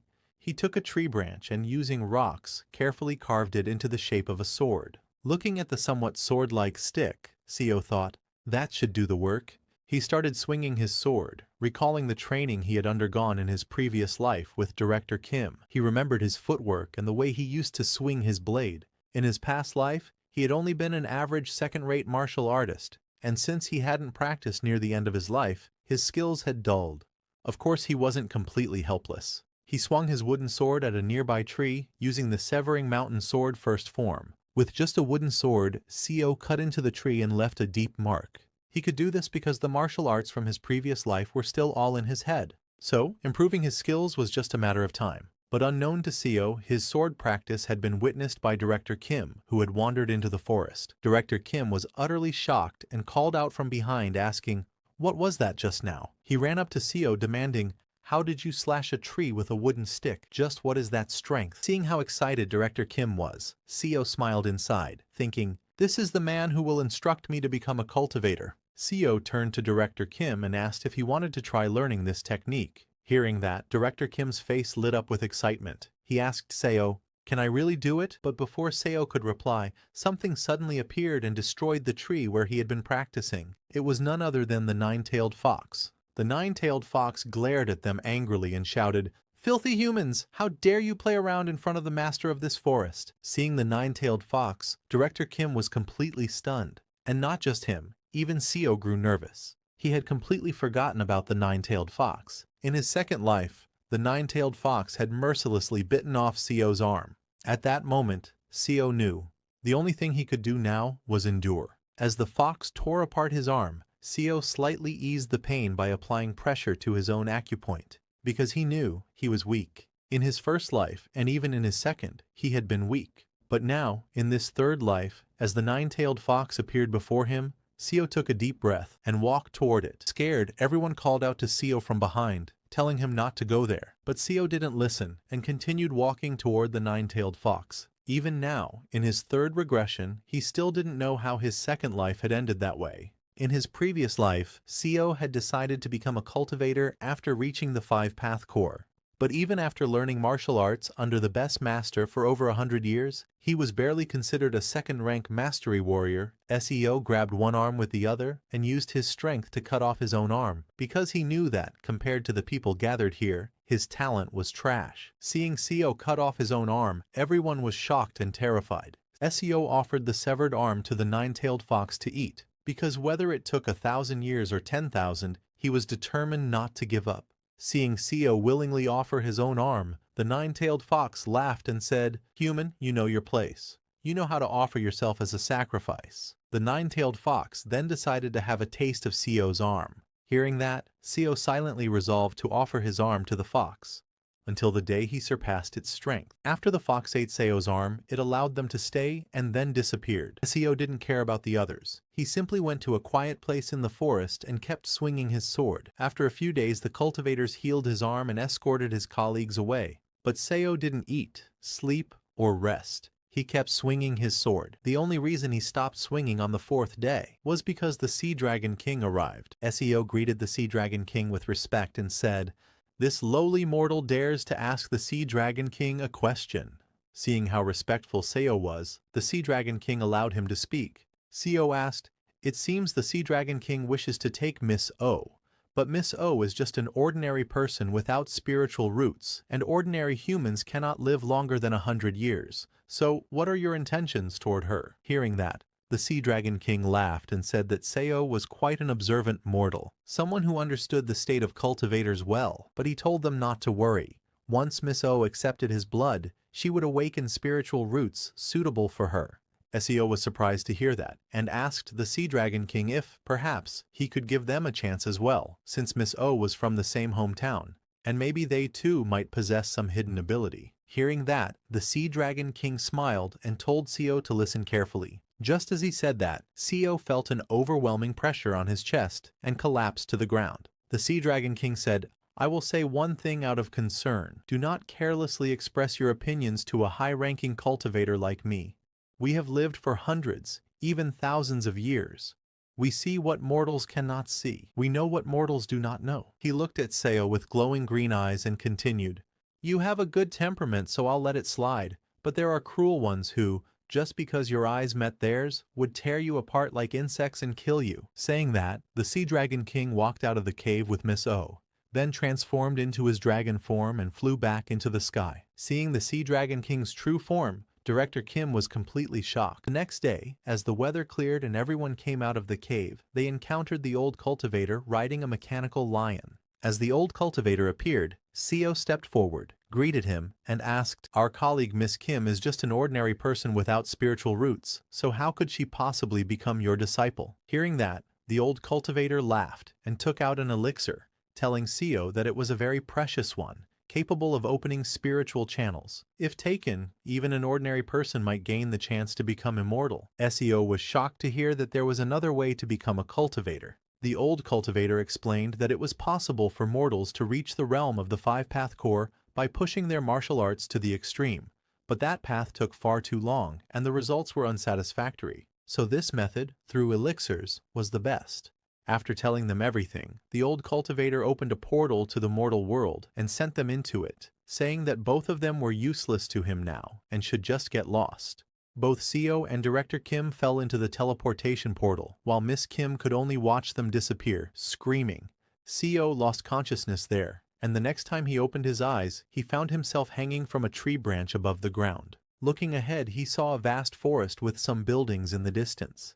Seeing that, Seo realized this was the southwestern root army of the Yan Kingdom from his past life. Just like in the second regression, he had wandered all over the Yan Kingdom with Director Kim. Having traveled the Yan Kingdom for over 100 years, there were almost no places he didn't know now. Seo climbed down from the tree and woke up Director Kim. After waking him up, both of them headed toward a nearby castle. Seo explained the situation to Director Kim, who seemed flustered, but perhaps because so much had already happened, he accepted most of it. A few days later, they arrived at the nearest Tiger Wall Castle. There, they sold herbal medicine from the Immortal Ascending Village and bought a house. Seo began teaching Director Kim how to write and speak the local language, as well as how to use the Severing Mountain Blade, which Director Kim had originally created in his second regression. SEO even modified the technique to better suit the weapon Kim used. As he watched Director Kim train, Seo felt a bit disappointed with himself because Director Kim had reached the Three Blossoms Crown Peak just 3 months after starting martial arts training, while Seo had spent 2 entire lifetimes just to barely reach the first-rate level. After reaching peak level, Director Kim got excited and said, "If it's now, I think I could even beat you." Hearing that, Seo smiled, realizing the man in front of him wasn't the same big brother he once served in a past life. This Director Kim was mentally much younger than him. In terms of how long Seo had lived, he was now old enough to be Director Kim's grandfather, so Seo decided he shouldn't stay with him in this life. He gave Director Kim martial arts scrolls and the exhausting record of transcending, a book Kim had created in his previous life. He told Director Kim that from today onward, he would be going his own way. Hearing that, Director Kim was shocked and asked, "What do you mean by that? Did I make a mistake? Is that why you're leaving? What's the reason?" When Director Kim asked for a reason, Seo remembered what had happened during his first regression. Director Kim had become the Martial Alliance leader, but fell into despair after losing to the Cultivators. The second regression wasn't much different. Director Kim developed the record of transcending cultivation and exhausting martial arts, then created the record of martial arts surpassing through cultivation. He fought against the cultivators, but in the end, he was overwhelmed by a stronger one and fell to the ground. After that, Director Kim disappeared, saying he would become a cultivator, abandoning the path of martial arts. And Seo thought, maybe this life would end the same way. But this time, he no longer wanted to see his brother Kim fall into that same despair again. So Seo made an excuse, telling Director Kim that he wanted to travel alone to improve his skills. Hearing that, Director Kim asked Seo if he couldn't just do that with him. He questioned, "How am I supposed to live without you?" Seo told Director Kim that with his martial arts skills at the current level, he should be able to live just fine. He reminded him that he had already taught him how to speak, write, and even practice martial arts. Now that Director Kim was a top expert, there was nothing more to worry about. But Director Kim still wasn't convinced. He asked Seo, "Do I really have to be separated from my hometown friends again?" Seo was surprised to hear that. So, he told Director Kim, "Starting from today, let's meet here once every 2 years." Hearing that, Director Kim finally agreed. After persuading Director Kim, who was feeling lonely, Seo left the house. Sometime later, a disciple of the 8 Stronghold Pavilion came out and asked, "What's this commotion in front of the 8 Stronghold Pavilion?" The person he asked was Seo. Seo greeted him and replied that he had come to request a duel at the 8 Stronghold Pavilion. Hearing this, the disciple laughed and said, "This pavilion is not a place where just anyone can show up." But before the disciple could finish his words, Seo drew his sword and swung, cutting down the disciple's blade in a single strike, shocking everyone nearby. After cutting the blade, Seo asked the disciple, "Do I still look like a nobody to you?" Seo had made up his mind. He was determined. He would definitely become stronger. After challenging the 8 Stronghold Pavilion and breaking one of their disciples' blades, Seo was welcomed inside. Once inside, a girl came to escort him. She politely asked him to follow her to the inner quarters, saying that the sect leader was waiting there. Seo followed the girl into the inner quarters, where she led him to an arena. The sect leader was already waiting, and the audience was made up of the disciples of the 8 Stronghold Pavilion. When the sect leader saw Seo, he smiled and said he was curious to see who this first-rate master would be, only to find such a young junior. Seo respectfully greeted him, saying, "This humble one, Seo Yun-hyun, greets the sect leader of Palgyeonggak." Hearing that, the sect leader laughed and praised Seo, saying his energy was extraordinary. Seo returned the praise, complimenting the sect leader's powerful presence, and asked him for his guidance. Without hesitation, the sect leader drew his weapon, a spear whip. Swinging it skillfully, he said, "Then I shall begin first." Seo also drew his sword, preparing for battle. The sect leader moved with lightning speed, aiming at Seo's legs, but Seo quickly dodged. However, that attack was just a feint. As Seo leapt into the air, the sect leader infused energy into his spear whip and launched another attack, this time aimed at Seo's head. It took Seo by surprise, but he countered effortlessly by moving his sword with lightning speed, deflecting the attack. The disciples of the 8 Stronghold Pavilion were shocked to see their sect leader's 9-section whip being blocked by a sword. Observing Seo's reaction speed, the sect leader was impressed and said, "Young warrior, you've achieved the state of sword-body unity. You're already at the late stage of first rate. SEO humbly praised the sect leader in return, acknowledging that he had completely merged with martial arts. He added that, thanks to their exchange, he had gained insight into a new technique. The sect leader laughed and replied, "To be at my level at such a young age. SEO, you truly are a genius." Hearing the word genius, Seo laughed. To him, being called a genius wasn't a compliment. It might be surprising that someone who looked to be in his late 20s had reached such a high level, one that normally takes decades of training. Seo smiled and thanked the sect leader for complimenting his insufficient talent. In truth, Seo believed he was just one of countless mediocre dullards in the world. Heaven hadn't granted him talent, but even as such a dullard, through regression, he had trained his martial arts to a level comparable to a true genius. Seo thought to himself, regression. Perhaps that is both my ability and my opportunity. And with that thought, he decided to become a genius.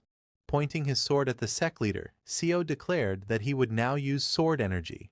The sect leader nodded and replied that he too would go all out. Seo then used the first move of the Duan Yue sword art and struck at the sect leader. The sect leader swiftly dodged to the right, avoiding the attack, but Seo didn't give him a chance to counter. He immediately used the second move, entering the mountain, and attacked from below. The sect leader blocked it with his spear whip and stepped back. Seo charged forward again, using the third move, ascending the vein, to attack. The sect leader once more blocked the strike. He then stepped back and unleashed his energy, infusing it into the spear whip before attacking again. He swung with lightning speed, launching attacks from multiple directions in an attempt to overwhelm Seo. But Seo didn't falter. He blocked every strike. The sect leader was shocked. What is this monstrous sword art that I can't break through, he wondered.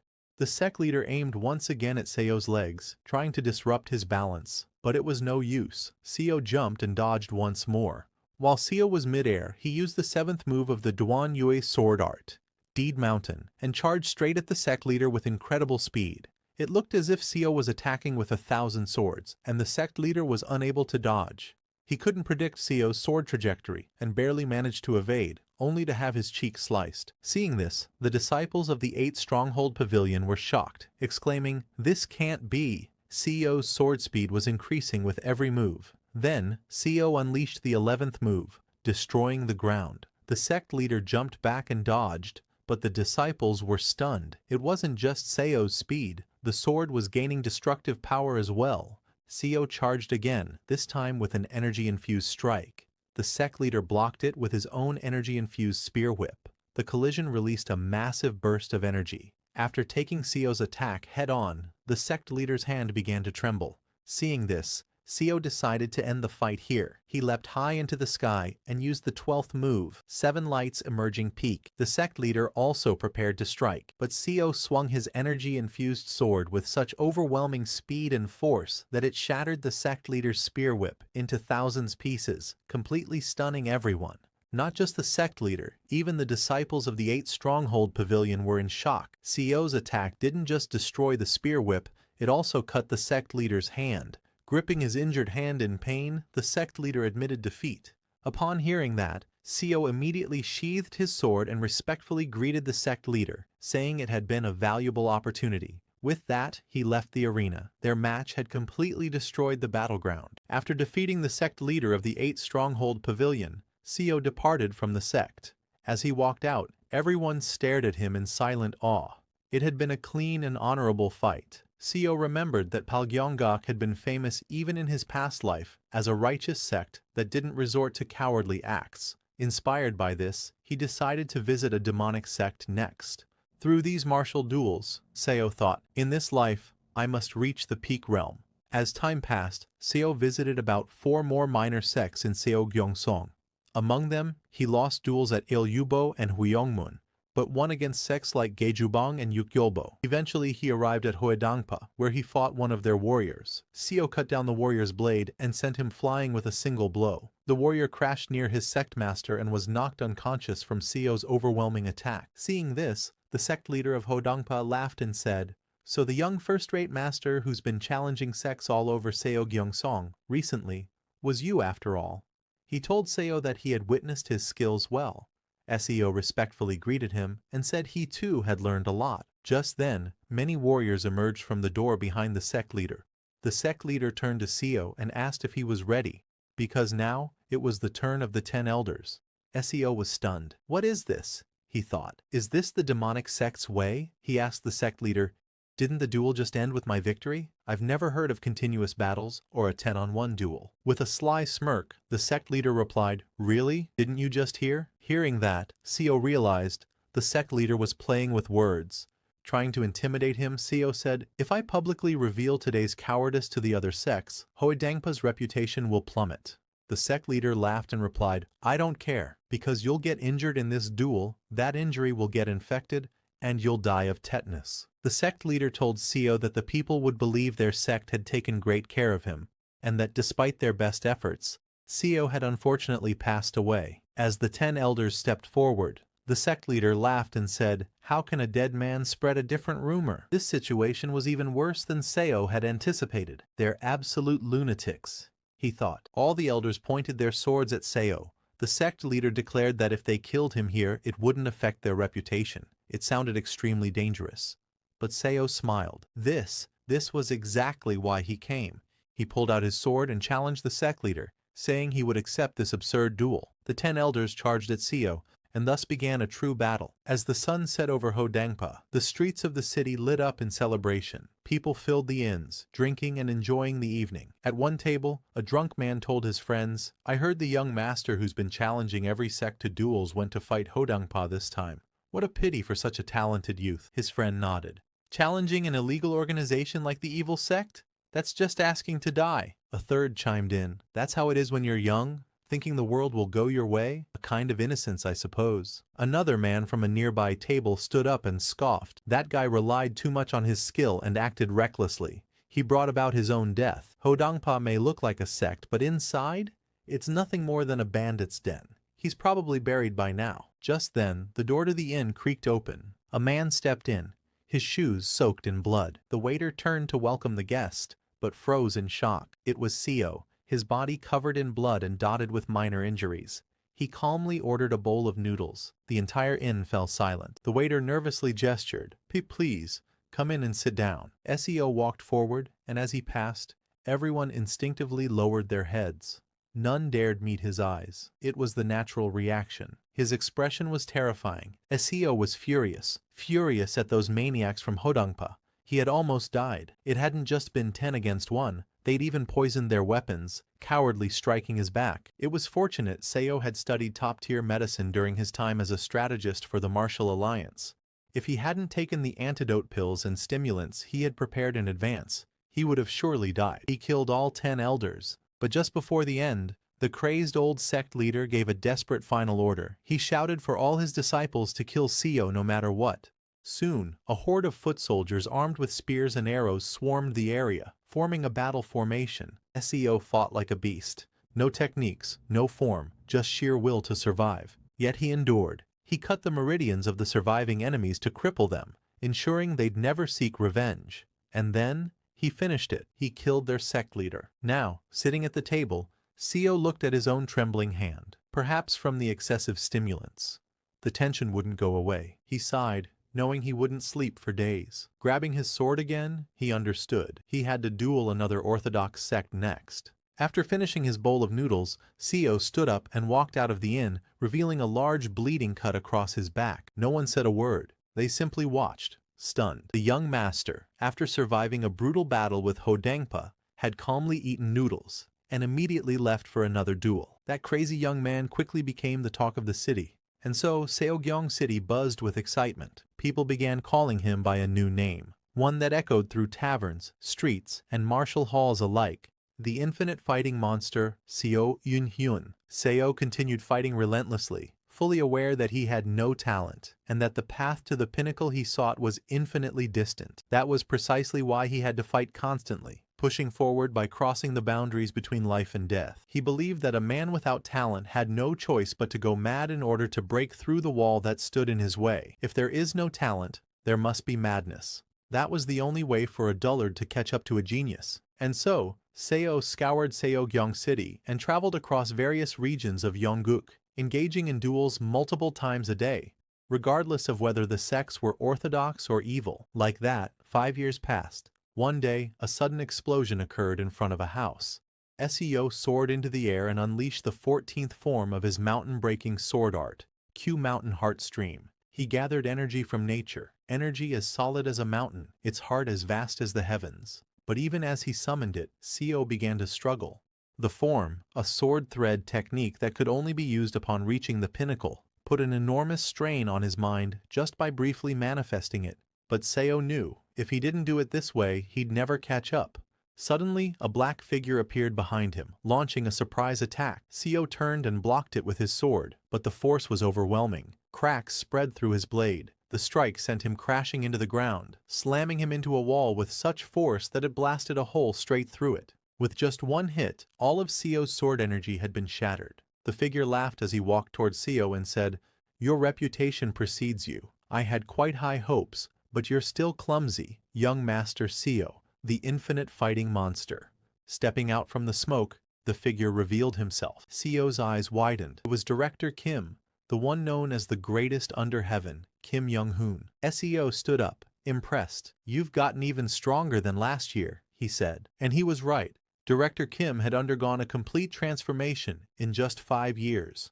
Looking down at the sword marks on his own hands, Seo couldn't help but reflect. What on earth have I done these past 5 years? His realm was still stuck at top tier. With a bitter expression, Seo admitted to himself that talent truly is something that makes a person feel miserable. Once things settled down, Seo asked, "What brings you here, Director Kim? Didn't we agree to meet every 2 years?" Director Kim replied, "After attaining the realm of 5 energies converging to the origin and visiting the great sects of Yangguo, I've come to realize something." Seo asked. Director Kim's answer was blunt. "There's no one left above me in all of Yongguk. Not a single person can even take one of my moves.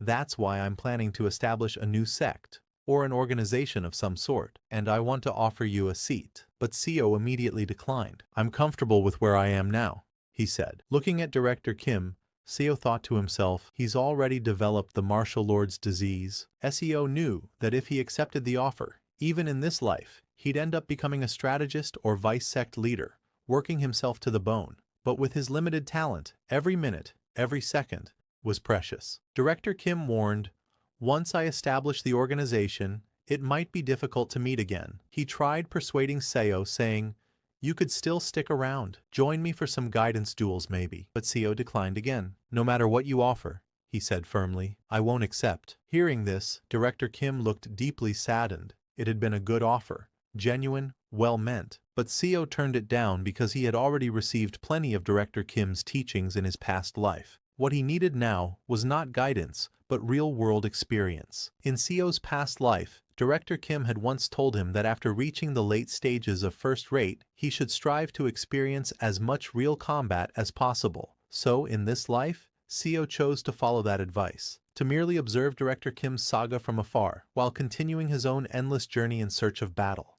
And so, another 20 years passed. One rainy day, Director Kim arrived at the old house where they used to meet. He opened the creaky door and stepped inside, calling out to Seo, "You look pale." Seo was already there, waiting.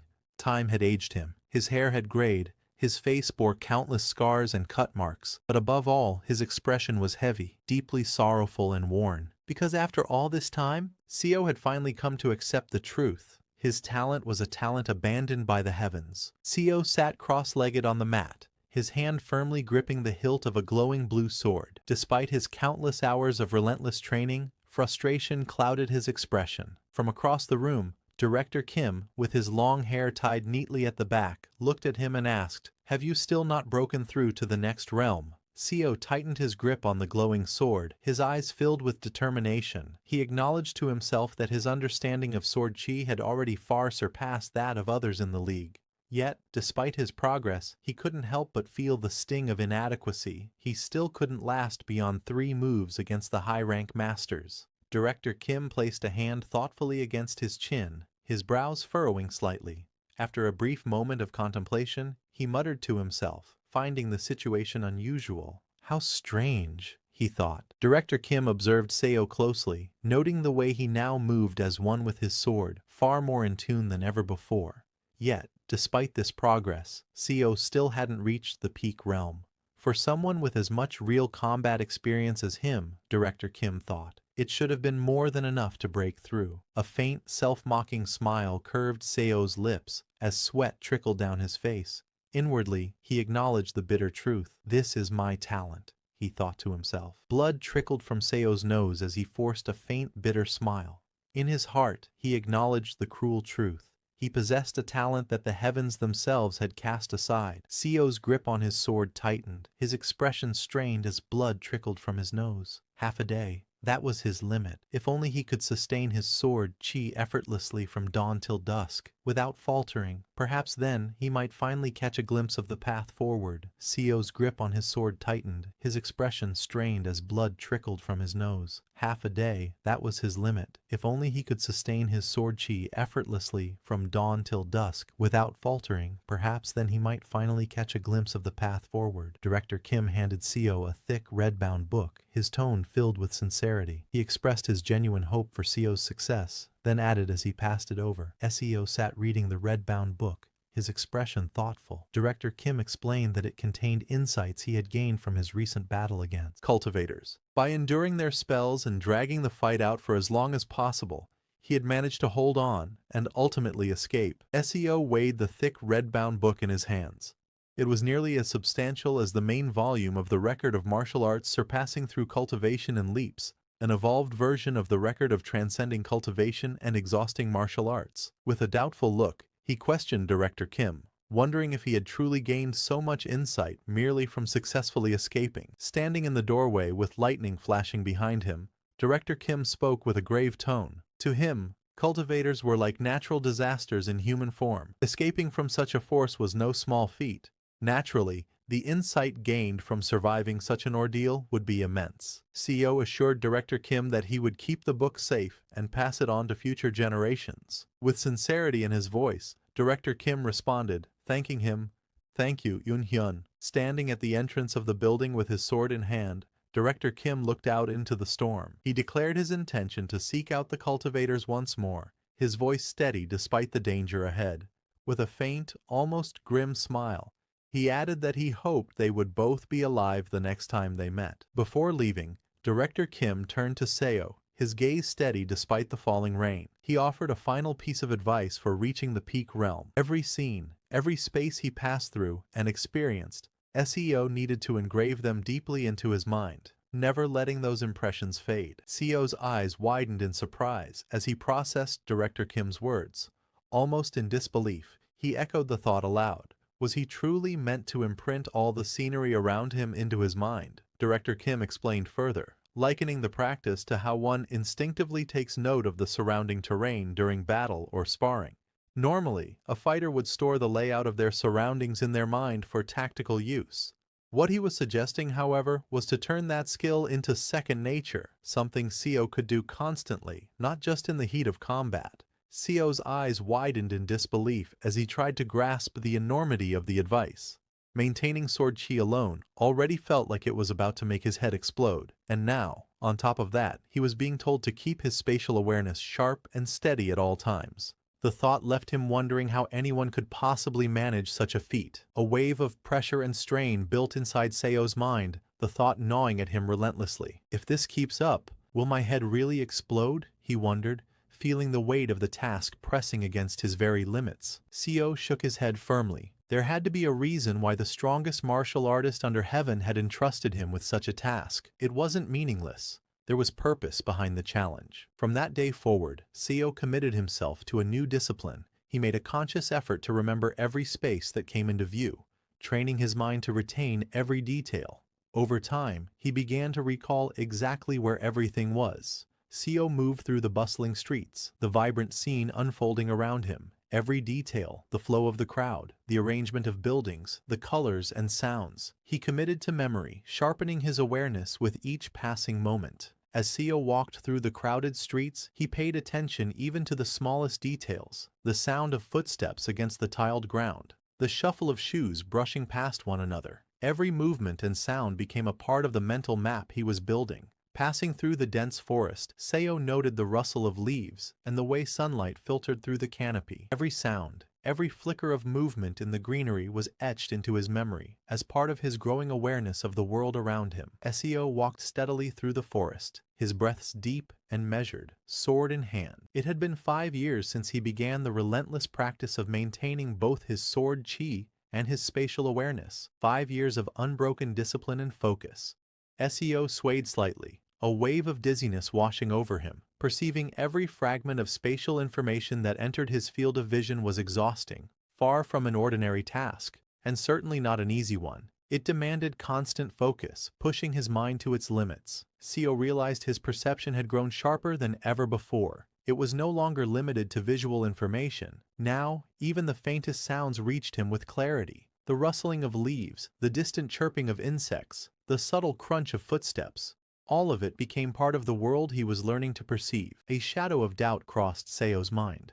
Will I even be able to perform martial arts properly in this condition? He wondered. Yet he reminded himself that there were no more sects left to confront, at least for now. For nearly 3 decades, Seo journeyed across the entire Yan kingdom, challenging minor sects in sparring matches and, on occasion, testing his skills against the major ones. By now, there was hardly a sect in the kingdom that he hadn't visited, and now, Seo made his living by collecting bounties. His skills had brought him to the point where he was not only confronting outlaws, but also capturing dangerous bandits with ease. In his dizzy state, he found himself forced to battle enemies who attacked without restraint, using any means or methods to kill. The thought gnawed at him. Could he truly survive under such relentless conditions? One of the bandits spotted him and shouted, "Brother, it's him!" Another roared, "Found you, you bastard!"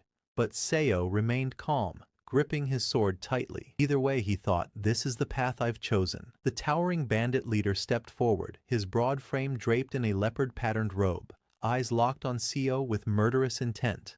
Resting a massive blade on his shoulder, he sneered and pointed his second sword toward his target. "You're dead now," he roared, his voice rumbling through the forest as the other bandits closed in behind him. Seo steadied his breathing, sword chi swirling around him despite the pounding in his head. "Even if I die," he thought, "this is the path I've chosen." Facing the armed men before him, his grip tightened. "Isn't this the path I must walk?" Blood sprayed through the air as screams of agony pierced the forest. The clash had begun, and the carnage was instant. 15 years had passed. Seo, now aged and bearing a weathered face marked by deep lines, gazed forward with a solemn expression. His gruff voice carried the weight of years as he quietly asked, "Did you survive, Director Kim?" His long hair tied neatly back and a deep scar etched across his face met Seo's gaze with a warm smile. In a confident yet light-hearted tone, he replied, "Yeah, this time too." It had been 45 years since Seo had returned to this life. As he calmly poured tea,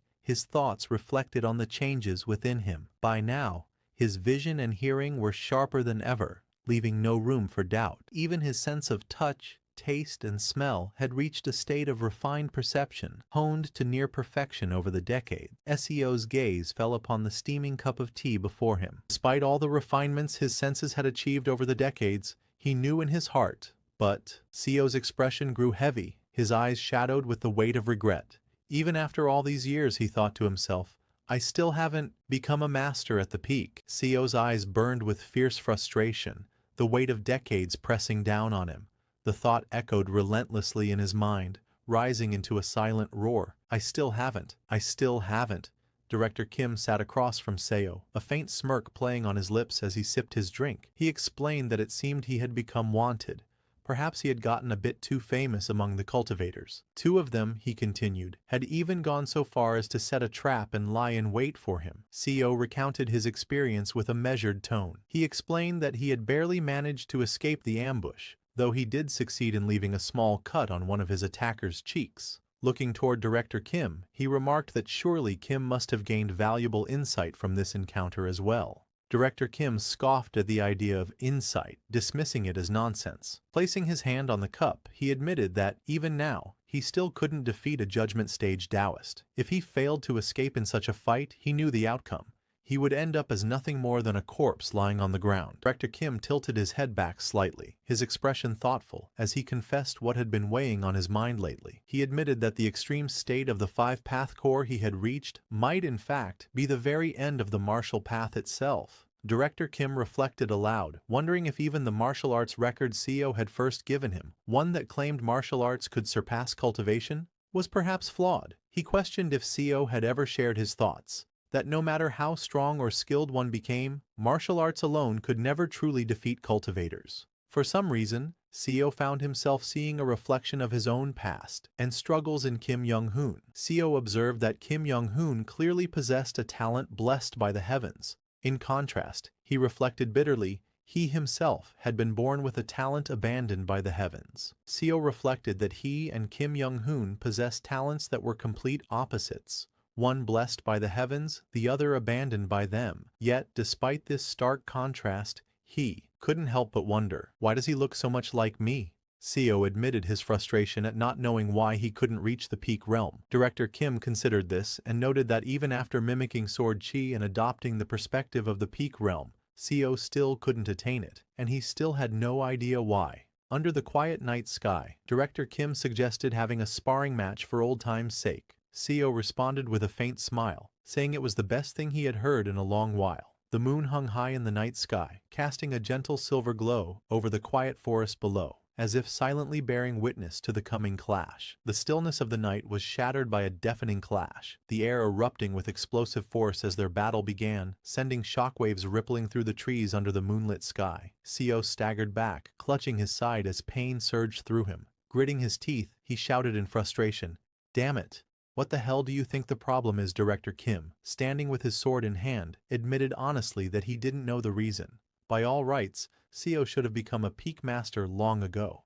Blood dripped from Seo's mouth as he staggered, his voice sharp with confusion and urgency. "What do you mean? How strange, how bizarre.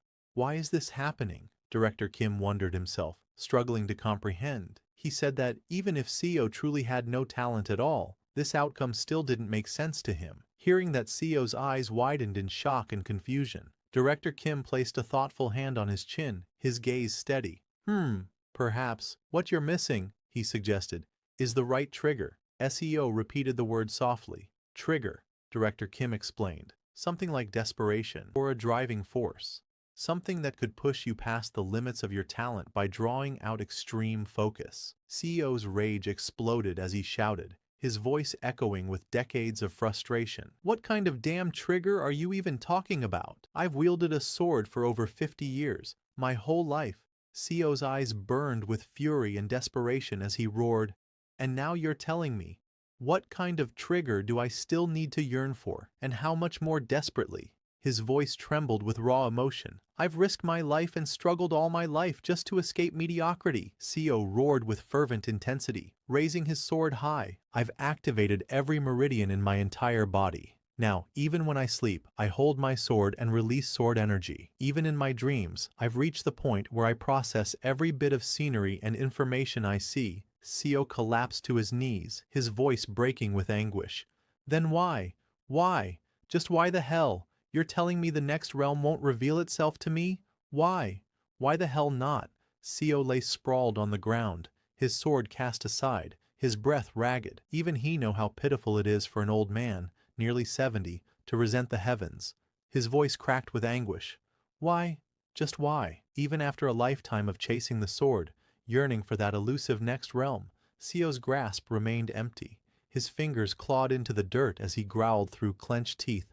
No matter how desperately he pursued it, he couldn't even begin to comprehend what that next realm truly was. Director Kim stood silently, sword in hand, gazing at CEO, who lay collapsed on the ground. His expression betrayed no words, only quiet contemplation, as the weight of CEO's struggle hung heavy in the night air. Director Kim turned away, his long hair swaying with the motion. With a swift, precise movement, his sword sliced through the air, sending sharp bursts of force into the trees ahead. The trunk split under the sheer power of his strikes, embers scattering in the night as the sound of tearing wood echoed through the forest. While sparring with him, Director Kim had devised a martial technique tailored to compensate for the CEO weaknesses. The markings of this new technique burned into the tree's surface, glowing faintly with heat and energy. "It may not be much comfort," Director Kim said calmly, "but I hope that learning this will bring you some peace of mind." SEO's eyes widened slightly as he read the glowing characters carved into the tree. "Mountain King's martial art and moon crossing step?" he muttered, recognition dawning in his voice. His grip tightened on his sword, a mixture of awe and reluctance filling his gaze. He looked toward the place where Director Kim had been standing moments ago and sighed bitterly. And now, you'll disappear again, just like that. 5 years later, the serene courtyard basked in the gentle warmth of autumn. The once vivid greens of the surrounding forest now transformed into a tapestry of gold, crimson, and amber. Seo tightened his grip on his sword, his weathered eyes filled with the weight of countless years. It had been 50 years since he had returned to this life, and now he could feel the end drawing near. He knew there was not much time left before death would finally claim him. Seo stood in the open courtyard, gazing upward as if speaking to someone beyond the mortal realm. "Brother Young-hoon, you died, didn't you?" he murmured, his voice heavy with sorrow. A deep sigh escaped him. "So this is the fate the heavens have chosen for both you and me." Seo's gaze softened as he reflected on the harsh truth of his journey. "With my talent," he thought, "no matter how hard I struggled, this was as far as I could go." His expression grew somber as he considered his fallen comrade. "And your talent too. Perhaps that was its limit." Walking away with a sword in hand, Seo spoke with a voice heavy with resignation. "No matter how much ordinary men like us struggle, we can't escape the fate the heavens have set for us." From behind, a voice cut through the air in sharp defiance. "What kind of nonsense are you spouting, Seo Yun-hyun?" It was Director Kim. Blood streamed down Director Kim's face as he staggered forward, desperation blazing in his eyes. "Wait!" he cried out, his voice hoarse and trembling. A violent cough shook his body, forcing blood from his lips. Seo's eyes widened in alarm as he caught sight of Director Kim's grave injuries. "Your condition is serious," he exclaimed urgently. Without hesitation he added, "I need to get my medical tools from home." But suddenly something grabbed Seo from behind. His expression tightened in alarm. His eyes widened, sensing something unexpected. In an instant, Seo was hurled into the air by Director Kim, and just as they fly into the sky, the ground erupted in a violent explosion of dirt and debris, the shockwave echoing across the courtyard. As they were hurled through the air, Seo's eyes widened in shock. "What?" he thought in disbelief. His gaze locked on Director Kim, and a chilling realization struck him. Weren't both of his arms cut off? Director Kim shouted over the rushing wind, his voice filled with urgency. "Look, Yoon-hyun, that crazy cultivator bastard is chasing after us." A bitter laugh escaped him despite the danger. "This is the price I paid for blasting off one of the judgment stage cultivator's arms." Blood streamed down Director Kim's face as he let out a wild, almost manic laugh. He roared, his eyes burned with a fierce sense of accomplishment. "I dealt meaningful damage to a judgment stage cultivator." Director Kim's bloodshot eyes burned with a wild, unrestrained fervor. "I saw with my own eyes the realm beyond the five-path core," he declared, his voice trembling with exhilaration. "The one no martial artist can reach." His expression twisted into manic laughter. "I saw it with my own eyes." Seo's eyes widened in shock, his face frozen in disbelief as he looked on, utterly stunned by what he had just heard. Director Kim, bloodied and ragged, pointed upward with a crazed gleam in his eyes. Above him, a glowing sphere of energy pulsed and crackled with immense power. He told Seo to look, saying that he had risked his life and burned away his very life force to reach this point. As Seo's eyes widened in shock, his expression a mix of disbelief and awe. His voice trembled as he muttered, "That's enhanced ki?" Director Kim boasted with pride, telling Seo that he had been able to shatter a core formation cultivator's arm thanks to this. The brilliant blue sphere surged with power, radiating a force that seemed capable of tearing through anything in its path. Then, Director Kim launched that enhanced chi attack toward Seo's house. Suddenly, a massive explosion tore through the buildings, splintering wood and shattering structures in an instant. Debris rained down as the force of the blast sent shockwaves rippling through the area, reducing everything in its path to chaos and ruin. Director Kim laughed and gestured toward the massive cloud of smoke and debris rising in the distance. He told Seo to watch, saying, "This is the result of my life's work, training in martial arts." Seo's eyes widened in shock as his house was destroyed. He gazed at the burning wreckage, his heart heavy with despair. For 50 years, he had invested every coin he earned, pouring not just his wealth, but his boundless fighting spirit into building that house. Now, it lay in ruins before his eyes. Bloodied but grinning wildly, Director Kim let out a manic laugh. His eyes burned with fierce determination as he told Seo that he had run far and wide to show him this, because he had decided to leave his will to him.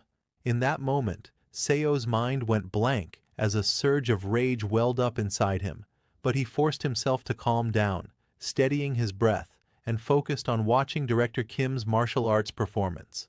The spot where a 3-story building once stood had been obliterated, exploding with such force that it vanished without leaving a single trace behind. Flames and smoke engulfed the remains of the house, and the thought crossed his mind. It was a relief he hadn't kept any servants there, otherwise hundreds of lives would have been lost in that single devastating attack. Amid the smoldering ruins, faint blade marks could be seen etched into the few remaining structures. It became clear the ball of enhanced chi from earlier had been a concentrated mass of thousands of blade energies unleashed at once. The sheer force left Seo stunned. He couldn't believe what unbelievable power he had just witnessed. It was stronger than any martial arts technique Director Kim had ever shown him before. Blood streaming down Director Kim's face, he explained with a strained voice, "This is how I was able to shatter a core formation cultivator's arm. Before, I had to rely on ambushes or assassinations just to take down chi building stage cultivators, but now I can face them head on." However, after that, he was badly injured, and after showing Seo his newly developed martial arts skill, he could hardly use any chi to sustain both of them in the air. They crashed into the ground with a thunderous impact, sending shockwaves rippling through the earth. Debris and shattered stone erupted into the air, the force of the fall scattering leaves and shaking the trees around them. Dust and debris slowly settled over the shattered ground. Fragments of wood and stone scattered in all directions. The aftermath of the impact hung in the air, quiet except for the faint sound of falling rubble. Lying bloodied on the ground, Director Kim told Seo not to forget these techniques. "They are my life's realizations. Pass my martial arts on to future generations," he said weakly. Kneeling beside him, Seo nodded and told him to stop talking. His life was at stake here.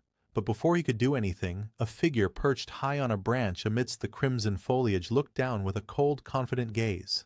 "Found you, ultimate martial spirit," the stranger said. "That's quite a terrible spot to run to." Seeing him, Seo looked up sharply, tension tightening his grip as the words sank in. Cultivator looked down with a stern expression and told Seo, "That man is a criminal who has committed unspeakable crimes against cultivators. Leave him here." Seo glanced back with a wary expression and asked the cultivator if he was here to punish him. The cultivator looked down at Seo and asked if Director Kim was his acquaintance. Seo thought carefully and realized that he could not fight this cultivator. Without hesitation, he hoisted the injured Director Kim onto his back and bolted forward, his feet pounding against the ground as he dashed away at full speed. Watching Seo flee with the injured Kim, the figure in blue clicked his tongue in annoyance.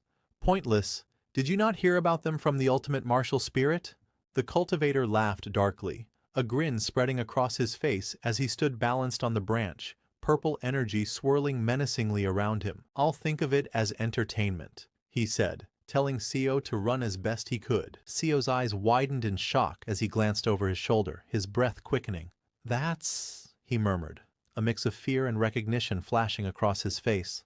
Purple miasma poured from the figure in blue as he stood on the branch, talismans fluttering in the air. Below, an army of corpses emerged, their eyes glowing and mouths twisted in grotesque snarls. Seo sprinted desperately across the open field, the injured Director Kim still on his back, gritting his teeth as he realized he was too old for this. Behind him, the undead horde let out chilling screams, closing the distance, their relentless pursuit echoing through the air. As Seo ran, he panted heavily between words, asking Director Kim, "Ultimate martial spirit? Did the cultivators give you that name?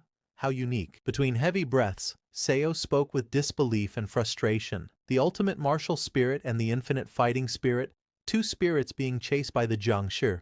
How strange is that? His voice grew urgent as he ran. Glancing at the injured director, Kim slumped on his back. He told him to stay awake. Behind them, the relentless Jiangshi closed in, their pounding footsteps echoing through the field. One of the Jiangshi lunged forward with a feral expression, its pale eyes wide and unblinking.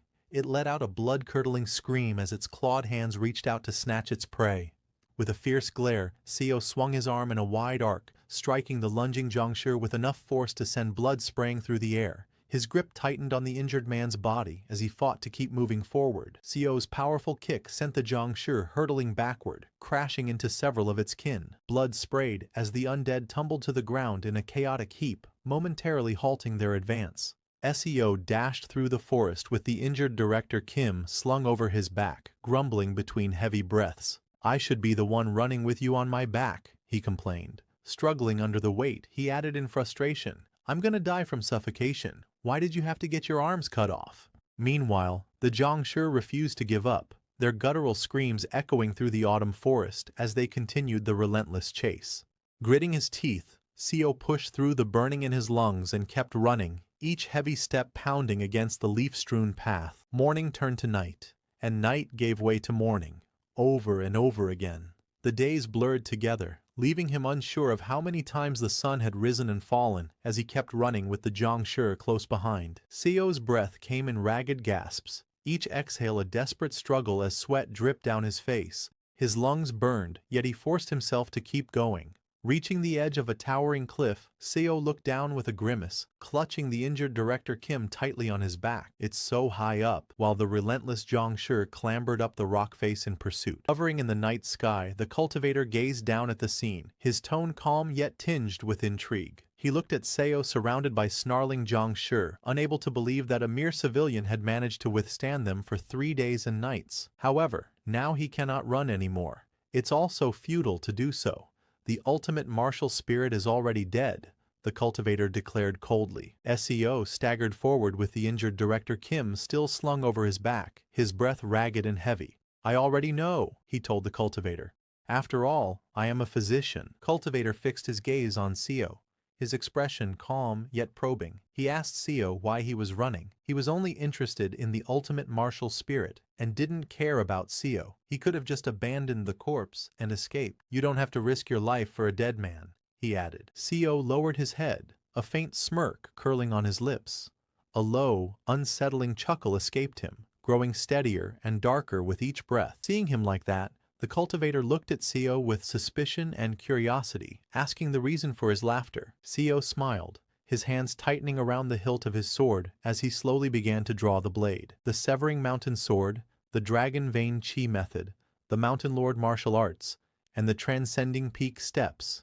He reflected inwardly, a faint smirk tugging at his lips, thinking, "I was able to reach this point despite being void of talent." He looked at the dead body of Director Kim and thanked him for his teachings. "He's someone from my hometown, as well as my martial mentor." So, with fierce determination burning in his eyes, Seo thrust his blade forward, his voice thundering through the night. "If you want to take my master's head, you'll have to take mine first." The cultivator stood in silence, his expression unreadable, half his face cloaked in shadow as his piercing gaze locked forward. A horde of grotesque undead creatures shambled toward them, their pale faces twisted with hunger as a sinister purple aura swirled behind. The cultivator remarked to Seo, "No one knows to fear the cultivators. Is it because you just don't know any better? Or do you have no fear because you are so old?" He broke one of the undead's hands and told Seo, "I'll show you. Cultivators have the power to make you feel pain worse than death." 2 enormous spectral hands shot forward from the swirling energy, passing by Seo. His eyes widened in shock, his body tensing as something blurred past him at incredible speed, leaving him momentarily frozen in place. Seo's sharp gaze followed the blur, realization dawning in his eyes. He wasn't the target. Seo quickly turned back and saw those hands attach themselves to Director Kim's body. His eyes widened in horror as he realized what the cultivator intended to do. The cultivator looked at Seo with a cold, piercing stare. "I'll make you pay the price for looking down on a cultivator," he said. Seo's face twisted with rage, his teeth clenched and eyes blazing as he shouted, "You evil bastard!" With those undead hands attached to Director Kim's body, he became part of the cultivator's undead army. With a menacing glare, the cultivator commanded, "Ultimate martial spirit, kill your own disciple." The possessed Director Kim threw his head back and let out a monstrous roar, his jagged teeth bared as an inhuman sound tore from his throat. Wreathed in a sinister purple aura, he swung his weapon with devastating force toward Seo, who braced himself with his sword, his expression tense and unyielding. Seo glared up at Cultivator hovering above, his voice filled with fury as he demanded, "How dare you defile A dead man's legacy like this. The cultivator looked down at Seo with a calm yet condescending smile, clearly enjoying the anger etched across Seo's face. Meanwhile, Director Kim's body, radiating that same sinister purple aura, charged at Seo and clashed violently with him, their blades ringing out in the cold air. Seo's thoughts remained steady despite the onslaught. Thankfully, his opponent couldn't use martial arts. Instead, Kim attacked with nothing but the raw, overwhelming strength that the cultivator's power had surged into him, each strike driven purely by brute force rather than technique. Blade crashed against blade with crushing force, the impact reverberating through the air. Purple energy surged around Director Kim, amplifying every strike. But the sheer force and speed were so great that Seo thought grimly, his arms straining under the pressure. It's hard for my old body to withstand this. Gritting his teeth, his eyes blazing with determination, Seo struggled against the crushing weight of the descending blade. Gripping his sword tightly, he felt the dishonor pressing on him. It was already an incredible disgrace to point his blade at Kim Young-hoon, especially when he was already dead. Seo's lips tightened as he spoke in a solemn voice, apologizing. But deep inside, his resolve hardened. If there was nothing else he could do, then he would end it as quickly as possible. Shifting his stance, his grip firm on the hilt, a surge of violet energy spiraled around Seo. His expression was calm, yet resolute, as he invoked his technique. Severing Mountain Sword, 21st form, Heavenly Lake. He remembered that the 21st form of the Severing Mountain Sword was known as Heavenly Lake, a technique as majestic and vast as its name implied. When Director Kim had taught him this technique, Seo had asked, "All of the other forms are named after some mountain, peak, or valley. So why is the 21st form named after a lake?" Since Young-hoon Hyung had created it for him in his past life, perhaps he would have an answer. Lying on the grass back then, Director Kim had gazed up at the sky and told Seo, "Heavenly Lake. It reminds me of the heavenly lake atop Mount Baekdu." Curious, Seo had asked, "Mount Baekdu?" Director Kim had laughed and nodded, telling Seo that this world had a lake similar to Mount Baekdu's. Or maybe the name had been created by people from Korea, like them. A heavenly lake, its crystal clear surface mirroring the boundless blue sky above. Surrounded by towering, rugged cliffs, the tranquil waters stretched endlessly, embodying serene beauty. It was a lake so pure and still that it seemed to reflect the very sky itself. Now Seo gazed at his glowing blade, his voice calm yet resolute. The heavenly lake holds the view of the skies within its surface, but its nature remains unchanged. In his mind, he reflected on the teachings of the Severing Mountain Sword. The sky symbolized the martial artist he dueled with, and the lake, which encompasses the sky's view, referred to his single strike. Before him, Director Kim lunged with ferocity, their blades moments away from clashing. With a thunderous burst of energy, the strike connected, sending a violent shockwave rippling outward. Director Kim's eyes went wide in shock and agony as his body was engulfed in the overwhelming force, his scream tearing through the air while debris scattered in all directions. Seo's gaze was sharp, his grip steady on the hilt of his glowing sword, as he recalled the essence of his technique. The heavenly lake of the Severing Mountain absorbs all the energy flowing in the opponent's veins into my sword energy for a single moment, and in that instant it launches the enemy away while their energy becomes trapped within my blade. Purple energy swirled and crackled along his sword. It's a move I can use because I'm a first-rate physician and a master at understanding the 8 chi veins, he thought, feeling the flow of power align perfectly with his strike. This was no ordinary technique. It's a move only I can perform, because this martial art was created specifically for me. Seo knew that if Young-hoon Hyung's corpse remained intact, it could continue to be used as a Zhangshi. That was why he couldn't allow a single piece of him to remain for that evil cultivator to exploit.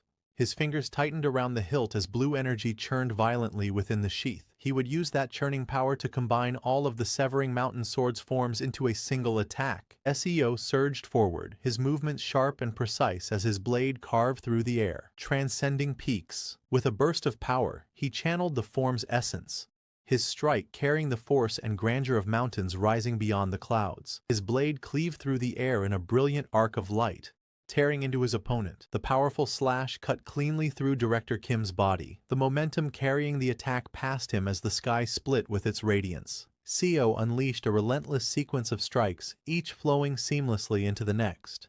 Second form, Entering Mountain. Third form, Ascending Vein. Fourth form, Flowing Ridge. Fifth form, Bouldered Cliff. Sixth form, Strange Stone. His blade carved through the battlefield, each form merging into the next with flawless precision. The ground split and shattered under the force, fragments of rock erupting into the air as arcs of swordlight tore across the terrain. Director Kim let out a blood-curdling scream as countless deep gashes tore across his body in a crisscross pattern. Blood sprayed in every direction, his form trembling violently under the unrelenting assault of Seo's devastating strikes. Seo's eyes burned with fierce determination, his expression twisted with resolve. I'll cut him to pieces, so the cultivators can never defile his legacy further by turning his corpse into their puppet. Seeing this, the cultivator's face twisted with fury, his eyes blazing as he thrust his hand forward, purple-blue energy surging from his palm.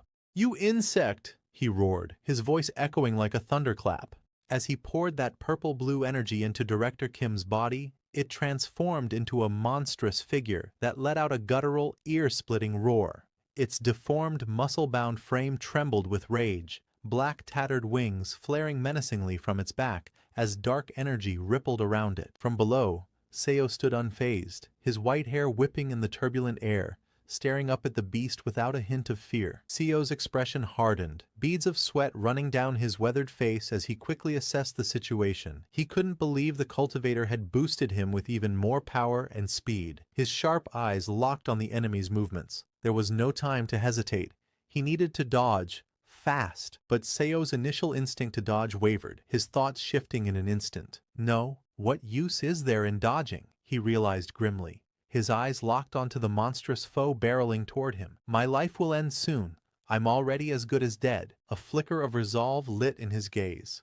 I will use this moment. With a firm step, Seo's foot slammed into the ground, cracks splintering outward as dust and debris swirled around him. His resolve burned unwaveringly in his heart. To ensure that his master would never again be defiled, he vowed, each movement fueled by unyielding determination. With a fierce battle cry, Seo hurled himself downward like a spear, spiraling through the air with unstoppable momentum. The wind howled around him, the sheer force of his descent tearing through the sky. Burn it all! He roared in his heart and aloud, channeling every ounce of his remaining strength into the final, all-consuming strike. The monstrous figure threw back its head and let out a thunderous roar, veins bulging as raw power surged through its massive frame.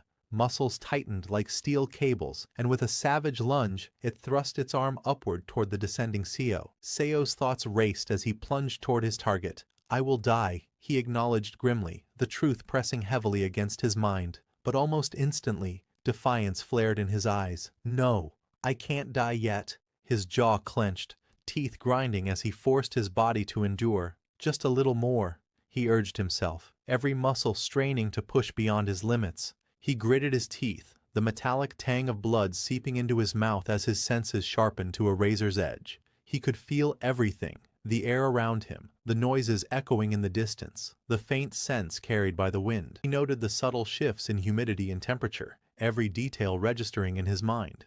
Even the warm blood on the tip of his tongue was unmistakable, grounding him in the brutal reality of the moment.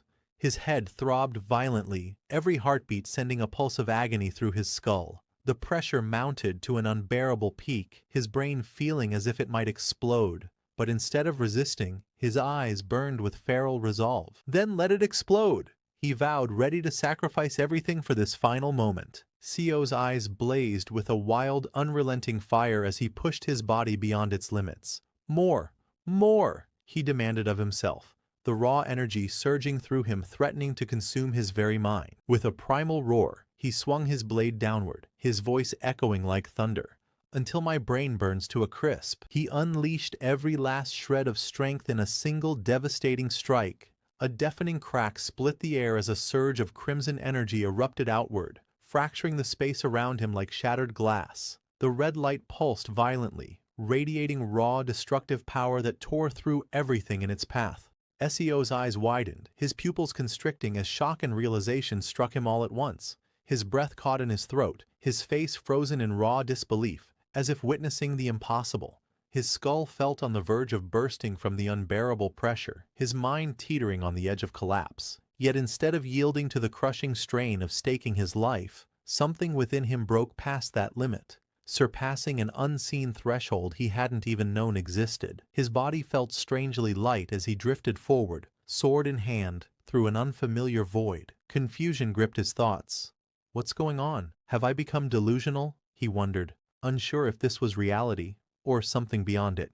Seo's eyes flew wide open, his pupils trembling as a jolt of realization surged through him. This is, he thought, caught between awe and disbelief, as if he had stepped into a truth far beyond his understanding. He charged forward, expression fierce and unyielding, sword poised to strike. He could now see the moment of his enemy's attack. He could feel it. With a thunderous impact, Seo's strike met the towering Director Kim head-on. The creature's massive, clawed foot slammed into the ground, cracking the earth, while its grotesque, sinewed frame twisted to overpower him. Seo drove forward with all his might, the clash shaking the battlefield as their combined force tore through the air. Beneath the dark, swirling sky, Seo stood firm, his tattered robes fluttering in the wind. Gripping his sword with unwavering resolve, he let its blade gleam with a brilliant arc of blue light that cut through the gloom. His weathered gaze was steady, carrying the weight of countless battles and the unyielding will to see this one through. Seo's blade pierced the clouds above, its edge trailing a sharp arc of blue light that split the sky. With a single, decisive slash, his blade tore through the monstrous foe's massive frame. Blood erupted in a violent spray as the creature's agonized roar echoed through the air, its body convulsing from the devastating blow. Seo's eyes widened, a sharp glint of realization flashing within them. Could this be?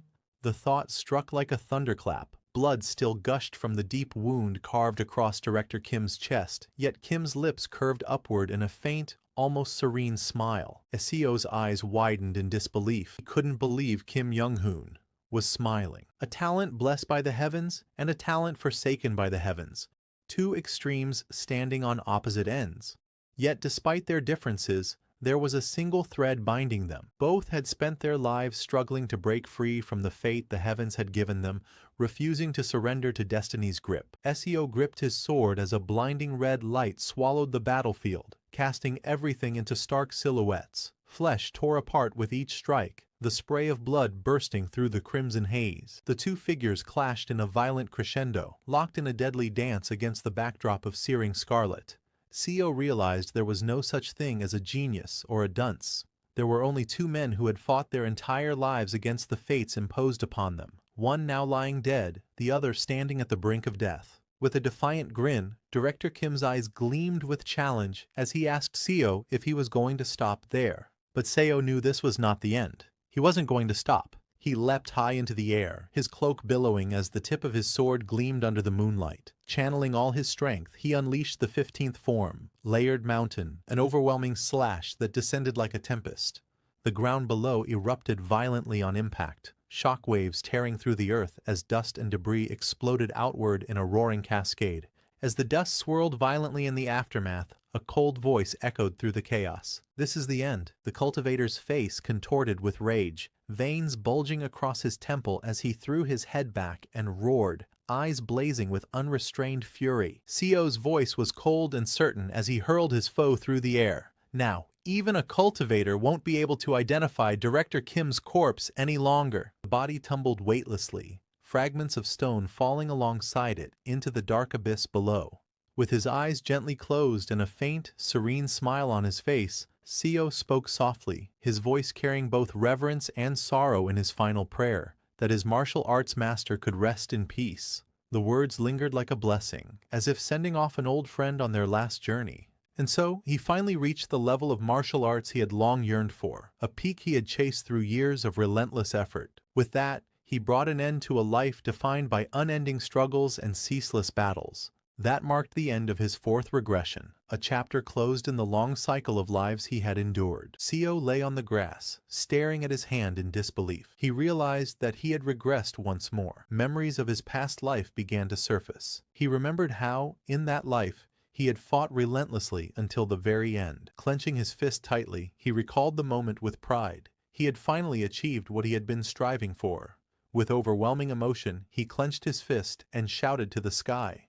After countless struggles, he had finally done it. He had reached the peak of martial arts. At last, he had attained the strength and mastery he had longed for his entire life. Just as he was recalling the moment, John came running angrily, shouting at Seo, "What the hell are you talking about?" His face twisted with rage as he accused, "It's your fault, you crazy bastard." Meanwhile, Seo remained calm, barely reacting to the outburst. A sharp glint flashed in his eyes as a confident smile formed on his face. With certainty, he murmured to himself, "I see it." The furious Jian swung his hand down in an attempt to strike, but Seo calmly tilted his body and dodged with ease. Shocked and angry, the man shouted, "You're dodging?" With his eyes closed and a calm expression, Seo thought to himself that he could still clearly sense everything. He knew exactly where John Myung-hoon's next strike would land. Seo moved smoothly, avoiding each attack with ease. He reflected that before, he could dodge strikes even with his eyes closed, but that was only because he predicted the trajectory of his opponent's moves. That ability came from decades of martial arts experience. Seo realized that this time was different. It wasn't just prediction based on experience. It felt more like true foresight, as if he could clearly see his opponent's next move before it even happened. He realized the truth. No matter how many first-rate martial artists there were, none could ever defeat someone who had reached the peak level. Such masters could clearly see the trajectory and direction of attacks from those weaker than them. Against that kind of power, how could an ordinary martial artist ever hope to stand a chance? His eyes glowed with a sharp blue light as he focused intensely. With determination burning inside him, he thought to himself, "This time, I realize something new. I can instinctively sense it." The glowing blue lines revealed his opponent's openings and showed him the best possible trajectories to strike with. He noticed the difference in his vision. Red lines revealed the paths of his opponent's attacks, while blue lines guided him toward the most optimal counterattacks. He thought to himself that the gap between John Myung-hoon and him was simply too vast. That overwhelming difference was the reason he could see so many openings in his opponent's moves. Seo's eyes widened in surprise as blood trickled from his nose. Shocked, he couldn't understand what had just happened. Clutching his head in pain, Seo gritted his teeth as blood ran down his face. "Damn, it hurts. It feels like my brain is on fire." The realization struck him. Could this vision be overloading his brain? Breathing heavily with rage, John Myung-hoon swung his fist at Seo while shouting, "You bastard! You nearly got us all killed and now you dare to dodge my attacks?" In an instant, Seo struck back with precision. John's eyes rolled back as his head snapped to the side, sweat flying off his face from the sharp impact. He collapsed to the ground, knocked out cold. Seo stood over him calmly, while a group of colleagues rushed over in shock, shouting, "Section Chief John!"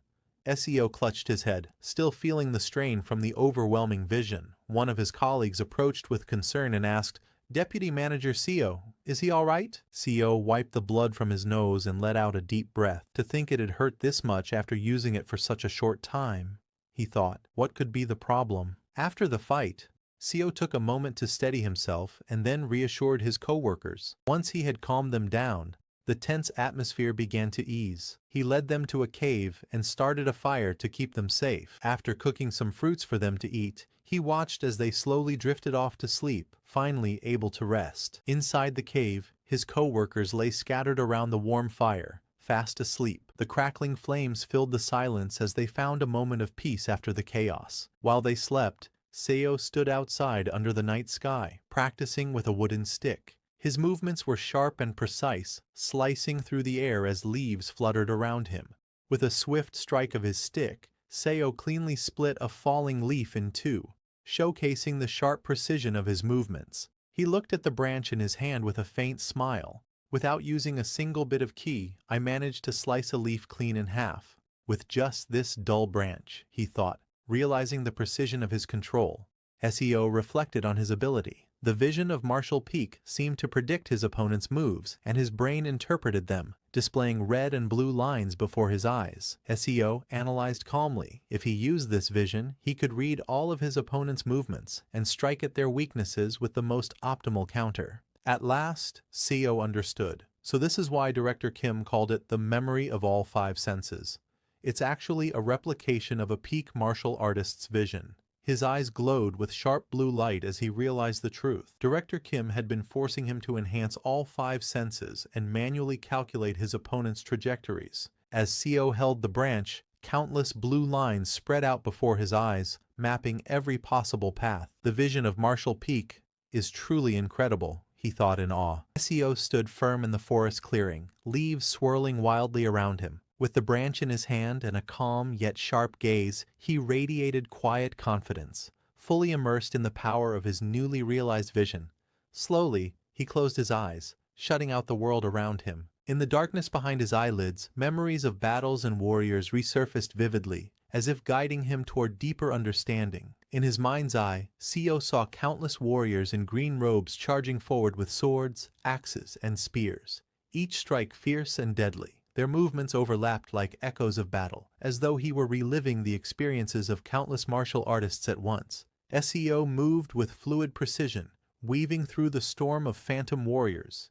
Each swing of his branch struck perfectly, guided by visions of countless martial techniques, as if he were fighting alongside generations of masters within a single moment. In his vision, the warriors shouted fiercely, their blades flashing as they attacked from every direction. The scene was chaotic and relentless, a storm of martial fury pressing down on him all at once. As dawn broke, the forest bathed in the warm glow of sunrise. Amid the quiet rustle of leaves, Seo exhaled heavily, his breath ragged from the intense training and visions he had endured throughout the night. Drenched in sweat, he let out a relieved smile. "Now," he muttered, exhaustion mixing with determination after a night of relentless training. Standing tall with the branch still in hand, Seo looked out at the morning light with unwavering confidence. "I've finally reached the proper martial peak," he declared to himself, his heart pounding with triumph. Suddenly, Seo clutched his head in agony, gritting his teeth. His brain felt like it was about to fry to a crisp, the strain of his newfound power overwhelming him. But after he found 8 yellow bamboo roots nearby and performed the Dragon Vein Chi method, he managed to stabilize himself. Now, he could maintain the vision for 3 whole hours. Seo looked down at the bamboo roots and thought to himself, "Now that I've reached this level of prowess, I no longer need to sell these yellow bamboo roots. I can resolve financial issues with my own abilities." As for the leftovers, carrying the remaining roots back to the cave, he glanced at Director Kim, who was snoring loudly in his orange jacket. Seo set the roots beside him. Director Kim slept soundly, unaware of the intense training Seo had just undergone outside. Seo sat quietly in the cave, deep in thought. In my memory are 6 volumes of Director Kim's research, as well as his final teachings before he died, he reflected, feeling the weight of the knowledge entrusted to him. Looking at the man sleeping peacefully, Seo thought, if I pass this knowledge to him, this life's Director Kim will surely surpass the previous one. Now that I've reached the martial peak, the teachings I can receive from him will far exceed what I gained in my past life. Leaving the leftover roots beside Director Kim, Seo stepped out of the cave once more. He still had no clue how to reach the next stage, but unlike his co-workers, he knew there was only one option for an idiot like him: train endlessly. To continuously maintain a peak master's vision and allow his brain to adapt to it, that was his path. Seo's eyes narrowed with determination.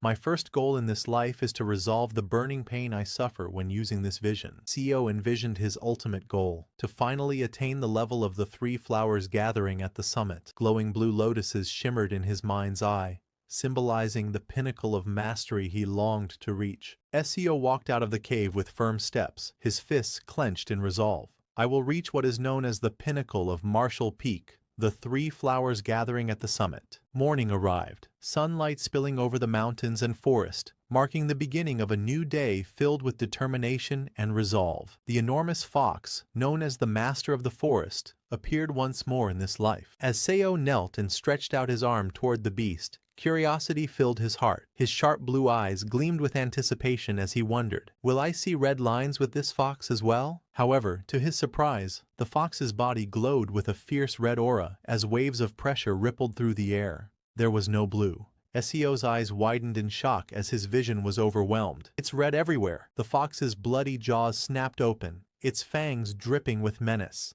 Seo froze in terror, his thoughts trembling. He realized he couldn't win. Staggering back, blood splattering around him, he clenched his teeth in confusion. Just what is this? He thought desperately. How could the entire area in my vision be filled with red? A few days later, under the night sky, cultivators descended from the heavens. When they arrived, Seo was once again left in shock. The cultivators floated high above, their overwhelming presence distorting everything around them. Seo's vision flared, his heart racing in disbelief. Again, it was all red. Sweat dripped down his face as he stared in horror. He realized the difference between a martial artist and a cultivator. There was no opening, no chance of victory. Even a martial peak master would struggle against the weakest of cultivators, those only at the first star of the chi refining stage. The day after the cultivators took his co-workers, Seo turned to Seo Hueol, the Sea Dragon King, and asked a question. With a respectful gesture, Seo bowed slightly and said, "A humble mortal asks the great Sea Dragon King a question." The Sea Dragon King tilted his head with a faint smile and replied, "What is it?" Seo explained everything he had witnessed and then asked about the mysterious red sphere the cultivators carried. The Sea Dragon King chuckled softly. "Cultivators possess a special kind of consciousness," he said. "It is sometimes called divine consciousness. While a mortal's consciousness does not extend past the brain, a cultivator's consciousness spreads outward, engulfing the surrounding area. I too, as a spiritual creature, possess this ability." After explaining, the Sea Dragon King turned to leave. Seo bowed respectfully and thanked him.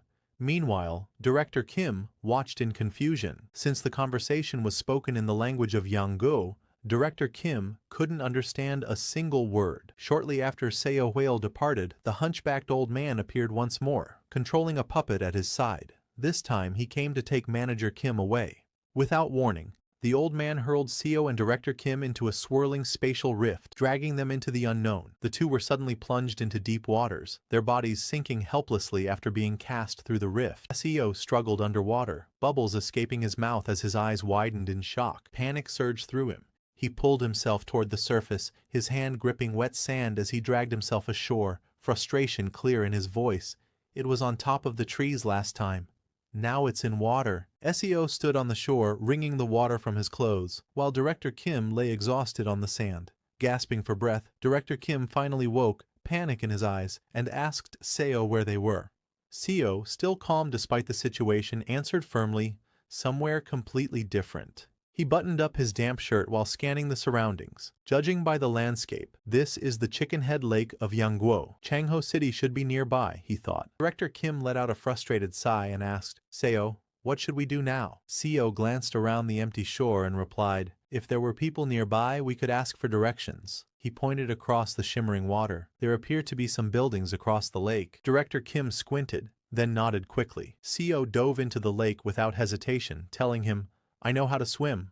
I'll go there and get us some clothes and food." Kim Young-hoon panicked, calling out, "Seo, be careful!" As Seo swam across the lake, he muttered in frustration, "For fuck's sake, what did we squeeze the water out of our clothes for then?" Still, his thoughts sharpened. "If my memories serve me correctly, that building is a bandit's den. I wiped them out in my previous life." He recalled his past encounter. Their leader had been in the late stages of first rate, the vice leader in the middle stage of first rate, and the rest were just second and third rate small fry. Of course they had numbers, so he had used poison on his blade to take them out. Suddenly, one of the bandits turned his head, narrowing his eyes. A moment later, his expression shifted to shock as he noticed someone approaching. Seo emerged from the water, droplets streaming down his clothes as he walked toward the shore. The bandits burst into laughter. "Who's this fool? Doesn't even know where he just swam to?" One sneered. "Get lost if you don't want to die!" Another spat. Seo ignored their jeers, fists clenched tightly, his steps steady and determined. One of the bandits charged, raising his club with a furious roar. "Didn't you hear me? Get lost!" But Seo stood firm, unfazed. In a flash, he struck with overwhelming force, sending the bandit crashing to the ground with a thunderous impact. The man's weapon flew from his hands as he was slammed down, defeated in an instant. The other bandits froze in shock, their eyes wide. "He took him down with one hit!" Seo casually picked up the fallen bandit's weapon, giving it a quick test in his grip. With a faint smirk, he muttered, "Not bad." As Seo walked calmly onto the shore with the fallen bandit at his back, he asked the bandits, "How many people have they killed?" The muscular bandit raised his massive spiked mace, veins bulging with rage, ready to attack Seo. He told him that he's killed 50, and that he will be happy to send him to them. But before the bandit could even finish his retort, Seo's strike ripped through him in a blur. Blood sprayed into the air as the giant stumbled, his mace slipping from his grip. Seo stood calm and unshaken. The surrounding bandits gasped in horror, fear flickering across their faces. Seo's cold voice cut through the silence.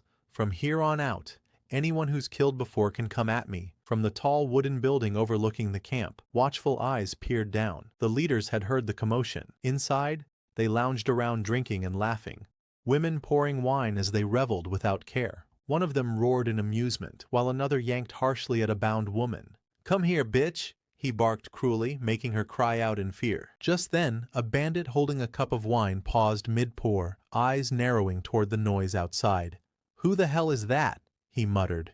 The doors burst open, flooding the room with blinding light. Seo stood at the entrance, his silhouette dark and menacing. In one hand, he gripped a bloodied club. In the other, he held the severed head of a bandit, letting it dangle for all to see. The room fell silent. Terror crept into every corner. Seated on a grand chair draped in tiger skin, the bandit leader glared with a cold sneer, his hand resting on the head of a growling tiger at his side. "You son of a bitch," he muttered darkly. Then, raising his voice, he roared, "Kill that rat!" Chaos erupted. Armed men drew their swords, surrounding Seo. The women were shoved aside, cowering in fear, while the leader sat back on his throne, confident. Seo tightened his grip on the club, his eyes burning with cold resolve. "No need to ask. You're all going to die." The aftermath was painted in blood. Bodies of bandits lay scattered across the ground, lifeless and broken. The once noisy stronghold stood silent, looming wooden buildings now drenched in crimson. The bandit leader, who had once sat proudly on his throne, now trembled on the floor, his face pale with terror. "You're a peak master," he stammered, pleading desperately. "Please, spare me." Seo stepped forward, his shoe pressing into a pool of blood. He asked coldly, "How long did this take?" The terrified leader, surrounded by corpses, stammered, "About 15 minutes." Blood streaked across Seo's face as he compared the moment to his past. "Last time, it took me a whole day to wipe them out. I had to set this place on fire, retreat, and take them one by one with poison. But this time, in just 15 minutes, I killed them all with a stick." The weight of his growth compared to his past life was undeniable. Seo loomed over the trembling bandit leader, his club dripping blood. "All right, now die. I'll tell you where I hid the money. Just spare me." Seo didn't care. With a brutal swing, his club silenced the plea. Blood splattered across the floor. "As for the money, I already know where it is, from the last time I was here." After wiping out the bandits, Seo calmly unlocked the heavy brass padlock, freeing dozens of captives. As he stepped outside, the freed people dropped to their knees, voices trembling with gratitude. "Thank you, brave one. You've taken revenge on these damned bandits." Seo's expression remained calm and unreadable. He only let out a quiet pause, their gratitude weighing little compared to his own thoughts. One of the captives looked up, his voice shaking. "Please, at least tell us your title, so we can repay our debt." Seo scratched the back of his head, glancing at the kneeling crowd. "A title." The crowd bowed even lower, voices rising with respect. "Do inform us." A confident smile curved Seo's lips as sunlight glinted across his face. "My title is Infinite Fighting Spirit." He went with Director Kim to Changho City. There, they used the bandits' money to buy identification plaques and a manor for themselves. After that, he was taught both martial arts and writing by Director Kim. Just like that, 2 months passed, and Director Kim sat in deep meditation, surrounded by glowing blue lotus lights with rare herbs placed in front of him. Seo looked at Director Kim and realized that he was growing faster than before. Watching this progress made Seo feel almost discouraged. Seo thought to himself that it had always been this way. For some, reaching the peak of martial arts could take a lifetime, while others could skip past the early stages altogether. With the guidance of a great master in powerful martial arts, they could even reach the realm of the 3 flowers gather at the summit. Seo walked toward Director Kim and offered his congratulations. He found it unbelievable that Director Kim had reached the realm of 3 flowers gather at the summit before even fully learning how to read. Director Kim admitted that he was quite surprised himself. He never expected that he would possess such great martial talent. Seo thought back and realized he had never truly had an evenly matched duel with Director Kim after Kim reached the realm of the 3 flowers. Instead, Director Kim had only been offering him guidance through sparring. Seo wondered how things would be now. He had already reached the martial peak, while Kim Young-hoon had just stepped into the realm of the 3 flowers. Seo asked Director Kim if he would be interested in a duel. Director Kim laughed and agreed, saying he might finally have a chance at winning this time. After agreeing, both of them headed toward the mountains. There, Seo and Director Kim clashed fiercely. Seo unleashed the Severing Mountain Sword, while Director Kim countered with Entering Mountain. The force of their blows shook the ground as the two exchanged powerful strikes. Director Kim swung his sword with fierce strength, unleashing the technique Severing Leyline Blade, Dragon Hill. Energy surged around him as the strike cut through the air with overwhelming power. Seeing this, Seo realized in shock that his blue energy lines were being pushed back. Feeling the pressure of Director Kim's attack, he quickly decided that he needed to dodge. However, Seo stopped and thought for a moment. He realized that if he dodged, he would just keep getting pushed back. Seo felt an intense urge to win rising inside his heart. He couldn't understand why the desire to triumph was burning so fiercely within him. He realized that this duel might be his very last chance, the only opportunity he would ever have to defeat Director Kim in this lifetime. Seo knew that Kim Young-hoon would continue to grow at an incredible pace. The next time they fought, Young-hoon's strength would reach a level that Seo could never hope to match. Seo and Director Kim clashed fiercely, their swords colliding in mid-air. The impact sent shockwaves rippling through the forest, shaking the ground and trees around them. Seo gritted his teeth, realizing the weight of the duel. This moment, while Director Kim had just attained the realm of 3 flowers, this was his final chance to defeat him in this lifetime. Seo tightened his grip on his hidden weapons and steeled his resolve. Yeah, let's win! He charged forward with full determination, hurling his hidden blades as he shouted in his heart, using everything he had. Director Kim's eyes widened in surprise as Seo's hidden blades shot toward him. He quickly raised his sword, deflecting the incoming strikes with a sharp clang of steel. Seo steadied himself with his sword, a sharp look in his eyes. He had disrupted the flow of Kim's moves, feeling a brief opening in the clash. He pressed forward with determination, thinking to himself that he was ahead of him in terms of real combat experience, so he could win. Seo unleashed a powerful strike, shouting, "Severing mountain sword, flowing ridge." The ground split apart violently, sending rocks and shockwaves surging toward Director Kim.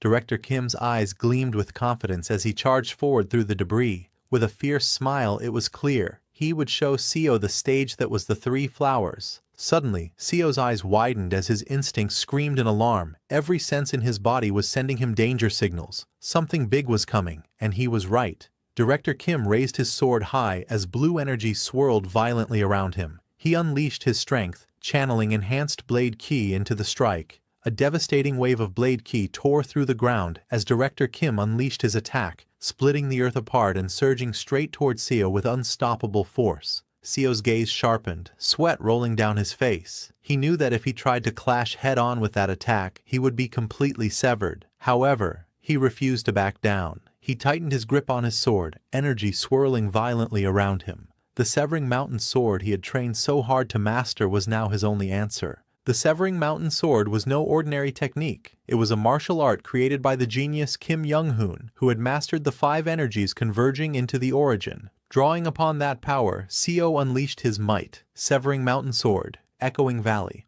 A blinding surge of sword energy split the skies, tearing through the forest below.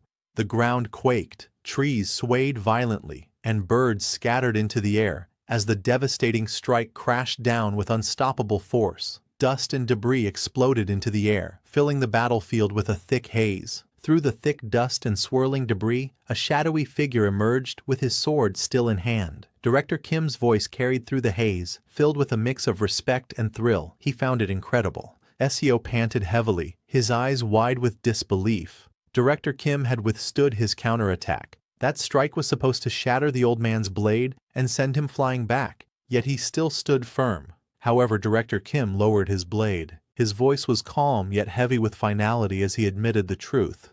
This battle was his defeat. Director Kim looked down at his broken weapon, a faint smile crossing his face. To him, having his blade shatter was a disgrace as a martial artist. Still, he acknowledged Seo with sincerity, admitting that he was truly experienced.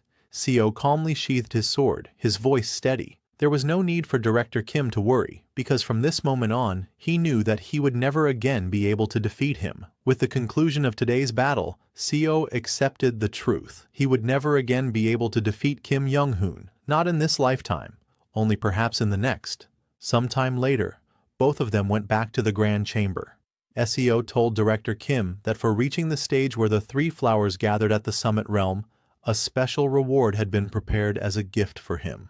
Inside the quiet chamber, Director Kim let out a small laugh asking if the fierce duel they just had wasn't already his gift. Curious, he wondered if something more had been prepared. Seo stepped forward, holding out a box with both hands, and replied calmly that, indeed, here was the true present. Seo revealed the gift, a stack of ancient blue-bound scriptures. They were known as the scriptures of gazing cultivation and exceeding martial arts.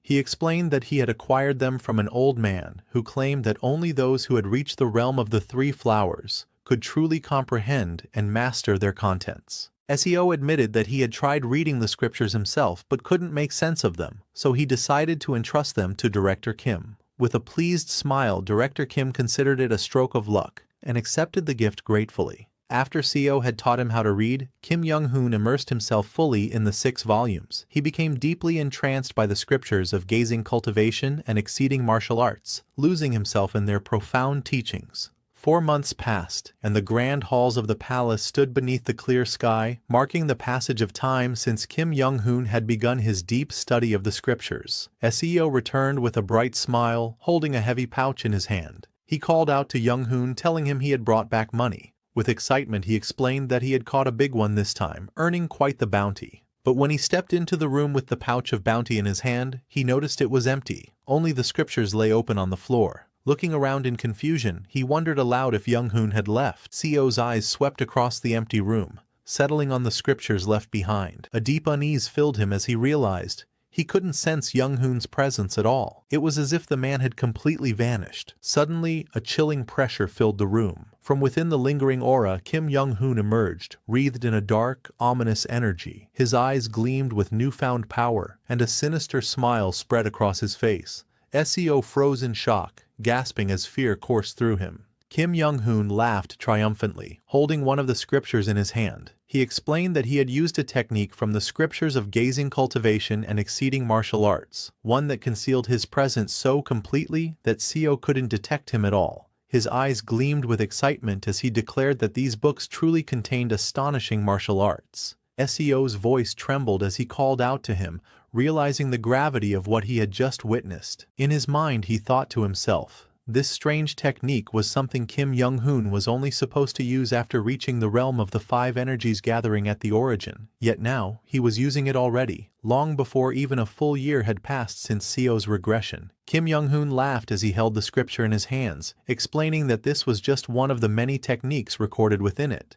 He pointed out that if even a martial artist like Seo, who had already reached martial peak, couldn't sense his presence, then he could easily assassinate anyone he wished without being detected. Seo looked at Young-hoon with a faint smile, his eyes reflecting both admiration and a hint of unease. In his mind, he acknowledged the undeniable truth. Indeed, what stood before him was pure talent. Kim Young-hoon mentioned that he was preparing to travel across the lands to gain real combat experience and asked Seo if he wanted to join him. Seo, however, politely declined, saying he was fine without going. Young-hoon looked at him curiously, puzzled by his response, and asked what he meant. Seo explained that he wanted to focus on stabilizing his comprehension of martial peak, rather than traveling. Hearing this, Kim Young-hoon nodded in understanding, noting that Seo was still at the beginning stage of martial peak and had yet to master the use of sword silk. Seo admitted that while stabilizing his martial peak was important, something else had caught his attention.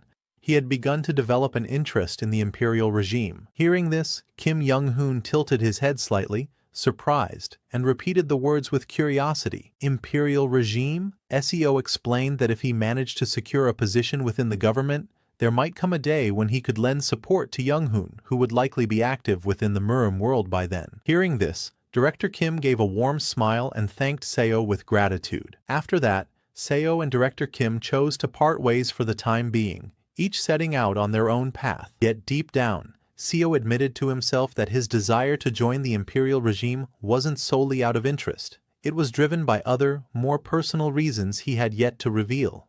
From the knowledge Seo had accumulated during his time as the strategist of the Martial Arts Alliance, he knew one crucial truth. The imperial family of Yangguo had deeper ties with cultivators than any other mortal organization. This connection made them uniquely influential, and it was one of the main reasons he set his sights on the imperial regime. According to rumors, it was said that the imperial family of Yangguo was not purely mortal, but in fact a collateral branch tied to a powerful clan of cultivators. With this knowledge in mind, Seo made his choice. he submitted his application to the Yangguo military, setting his plan into motion. Seo's reputation as a renowned bounty hunter earned him swift acceptance into the Yangguo military. Once inside, his unmatched skills and combat prowess allowed him to climb the ranks at a remarkable pace until he eventually secured the position of general. Seo then set his sights higher, applying for the elite position of Imperial Guard. With his abilities, he passed the selection with ease. Achieving such a prestigious role within just 5 years of his regression was a clear testament to how far he had come. An elder official reminded Seo of the weight of his new role. His duty as an Imperial Guard was to put his very life on the line to protect His Majesty. With a sharp look, the man added that a martial artist who had reached the peak realm should certainly be capable of fulfilling such a responsibility. Seo nodded firmly, gripping his weapon with resolve. With steady eyes, he assured the elder official that he would be sure to do so. Seo entered the Imperial family's shadow guards, and, after undergoing rigorous training in stealth and hidden breathing techniques, he was soon assigned to duty. After that, the day came when Seo was finally granted the honor of meeting the Emperor. In that moment, Seo made a startling realization. He had discovered something truly surprising. To his astonishment, he realized the truth. The Emperor himself was a cultivator. Seo could sense it clearly. The consciousness of a cultivator. The Emperor was not an ordinary ruler, but a cultivator who had been born with a spiritual root. Although he still could not believe his eyes, his lingering doubts were erased after he encountered several of the Emperor's kin. It became clear that the majority of the Imperial family were cultivators as well, each possessing the consciousness to match. However, he noticed that the Imperial family members did not appear to be higher-ranked cultivators. None of them came anywhere close to the level of that fox he encountered when he came into this world. Even so, Seo realized that they were cultivators of the Qi refining realm. Still, he could not understand why a martial artist who had only just reached martial peak was required to guard them. Although he could sense that the Emperor's consciousness was far greater than that of someone at the Qi refining stage, first star. With such overwhelming power, the Emperor alone was stronger than all of the Shadow Guards combined. Seo realized that the Shadow Guard existed merely as a convenience for the Emperor, something he relied on because he was too lazy to personally deal with assassins. The Emperor was known as the man who faced the greatest number of assassination attempts in the entire empire. Assassins came after the Emperor almost every single night, and whenever they did, Seo was the one who took care of them. Although it was tough every day, at the very least, facing these assassins gave him the chance to gain more experience. And just like that, 5 years went by as Seo faithfully served the Empire as a member of the Shadow Guard. During that time, Director Kim rose to the position of Alliance Leader. However, since Seo was serving as a member of the Shadow Guard, he was unable to officially meet with the Alliance Leader. So Seo arranged to meet Director Kim in secret. The two shared drinks together, catching up on each other's lives. And then, not long after, events took a sudden turn. That night, within the lantern-lit building, Director Kim tightly gripped his sword. Dark red energy swirled around the blade, hinting that he was about to break through to another realm. Seo's sharp eyes caught sight of the red lines. He realized they represented the most optimal trajectories his opponent could use to strike at him. Seeing Director Kim, he could feel the danger radiating from the red lines. If he stepped into that area, Director Kim's attacks would slice through him instantly. Seo paused as a familiar sensation washed over him. This feeling was unmistakable. It was the consciousness of a cultivator. Seo thought to himself how unfortunate it was. If he had already reached the stage of 3 flowers, he would have been able to see far more. For now, he decided to carefully examine Director Kim's current condition. Although it was difficult to fully grasp what he was seeing, he believed this sight would serve as an important clue for comprehending Sword Silk. Meanwhile, Director Kim slowly exhaled, releasing a faint blue mist from his mouth, a clear sign of the powerful energy flowing within him. His body erupted with blazing energy as golden flames burst forth, his aura surging wildly while his robes tore apart under the overwhelming power. In the next moment, his physique transformed, brimming with power. A confident smile spread across his face as he declared that his body had changed. Seo, watching this, remarked with a faint smile that Director Kim had grown younger. In response, Director Kim confirmed proudly that he had successfully reached the state of 5 energies converging to the origin. Director Kim noted that it was unfortunate for Seo. Had Seo attained the stage of 3 flowers, he would have gained far more from this experience. Seo agreed with the thought, but humbly admitted that it was his own fault. His skills were still too lacking. but Director Kim told Seo that it should still be of some help, advising him to ponder over it more carefully once he returned. As they walked under the night sky, Seo asked Director Kim if he had met a few cultivators by now. Director Kim replied with a simple nod, confirming that he had. As they continued walking through the quiet forest, Seo remarked that Director Kim's domain felt very similar to the consciousness cultivators possessed. He then asked if Director Kim thought there might be a connection between the two. Director Kim agreed that there might indeed be a connection. Within the region around him, he believed he could face cultivators at the chi refining stage head-on. He added that perhaps those who reached the state of 5 energies converging to the origin could gain a sight similar to what cultivators possessed. Seo quietly acknowledged the insight, realizing that even martial artists could train in a way similar to cultivators once they attained the state of 5 energies converging to the origin. Seo reflected that just as the gap between first rate and martial peak was vast, the difference between martial peak and the state of 5 energies converging to the origin must be even greater. The shift in perception at that level was so immense that it became difficult to even imagine what it could truly be. He thought to himself that the experience he gained today would surely aid him when the time came for him to pursue the state of 5 energies. After receiving guidance from Kim Young-hoon, he made his way back to the palace. A few days later, as he was patrolling, the palace halls suddenly grew quiet under the dim glow of lanterns. From the shadows above, a figure crept along the beams of the grand hall. Seo's sharp eyes caught the movement immediately, and he recognized the threat at once. Another assassin had infiltrated the palace. Seo swiftly drew his blade, his senses sharpening as red energy locked onto him. In that instant, he realized the danger. This assassin was no ordinary foe. They were at the level of martial peak. In a flash, the assassin's blade shot forward, glowing with deadly force as it tore through the air. However, Seo calmly assessed the situation as he deflected the assassin's strike. From the flow of their movements, he could tell that, although they had reached martial peak, their control was unrefined.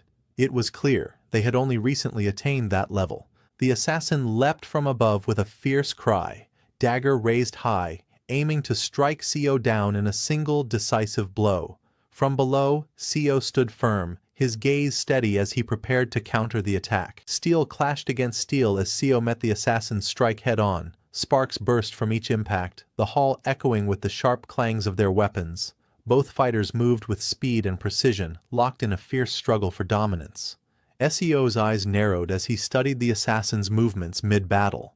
Something about their technique felt unusual, prompting a sharp thought in his mind. It was peculiar. Seo knew he should be focusing entirely on the battle before him, yet his mind wavered. The vivid image of Kim Young-hoon attaining the state of 5 energies lingered in his thoughts, refusing to fade. As Seo steadied his glowing blade, a thought surfaced in his mind. What exactly was sword energy? He recalled the teachings he had heard.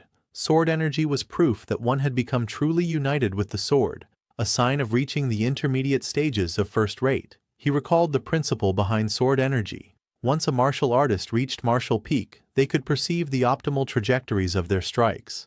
As long as the sword followed that perfect pathway, the flow of sword energy would never falter. As Seo clashed blades with the assassin, clarity filled his mind. The lines he saw before him were the most flawless paths his sword arts could ever pursue. Sword energy, he realized, was the essence of becoming one with his sword style, drawing out its full potential to the absolute maximum. Through his training, he came to a realization. Sword martial arts and sword energy were, in essence, the same. Yet as the thought settled in his mind, doubt crept in. He paused, questioning himself. Hold on. That couldn't be right.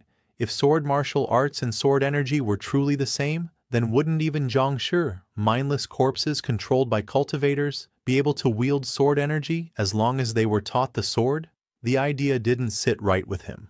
In the midst of combat, Seo's realization deepened. Sword energy was not merely martial arts. Though born from martial techniques, it was something beyond them, an essence greater than simple swordplay. As the truth dawned on him, clarity flashed in his eyes. Seo came to understand that while sword energy was forged through martial arts, its true source lay deeper.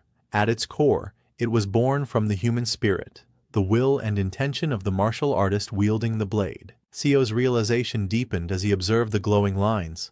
The red and blue paths before him were not just perfect attack trajectories, They were the manifestation of a martial artist's intent. Each line represented the will behind the sword, the very trajectory of intention itself. The moment he grasped that truth, a strange sensation flowed from the hand gripping his sword. It felt as though living veins had sprouted from the blade itself, weaving into his arm and connecting them as one. Just then, the assassin lunged forward with deadly speed, their blades slicing through the air with precision.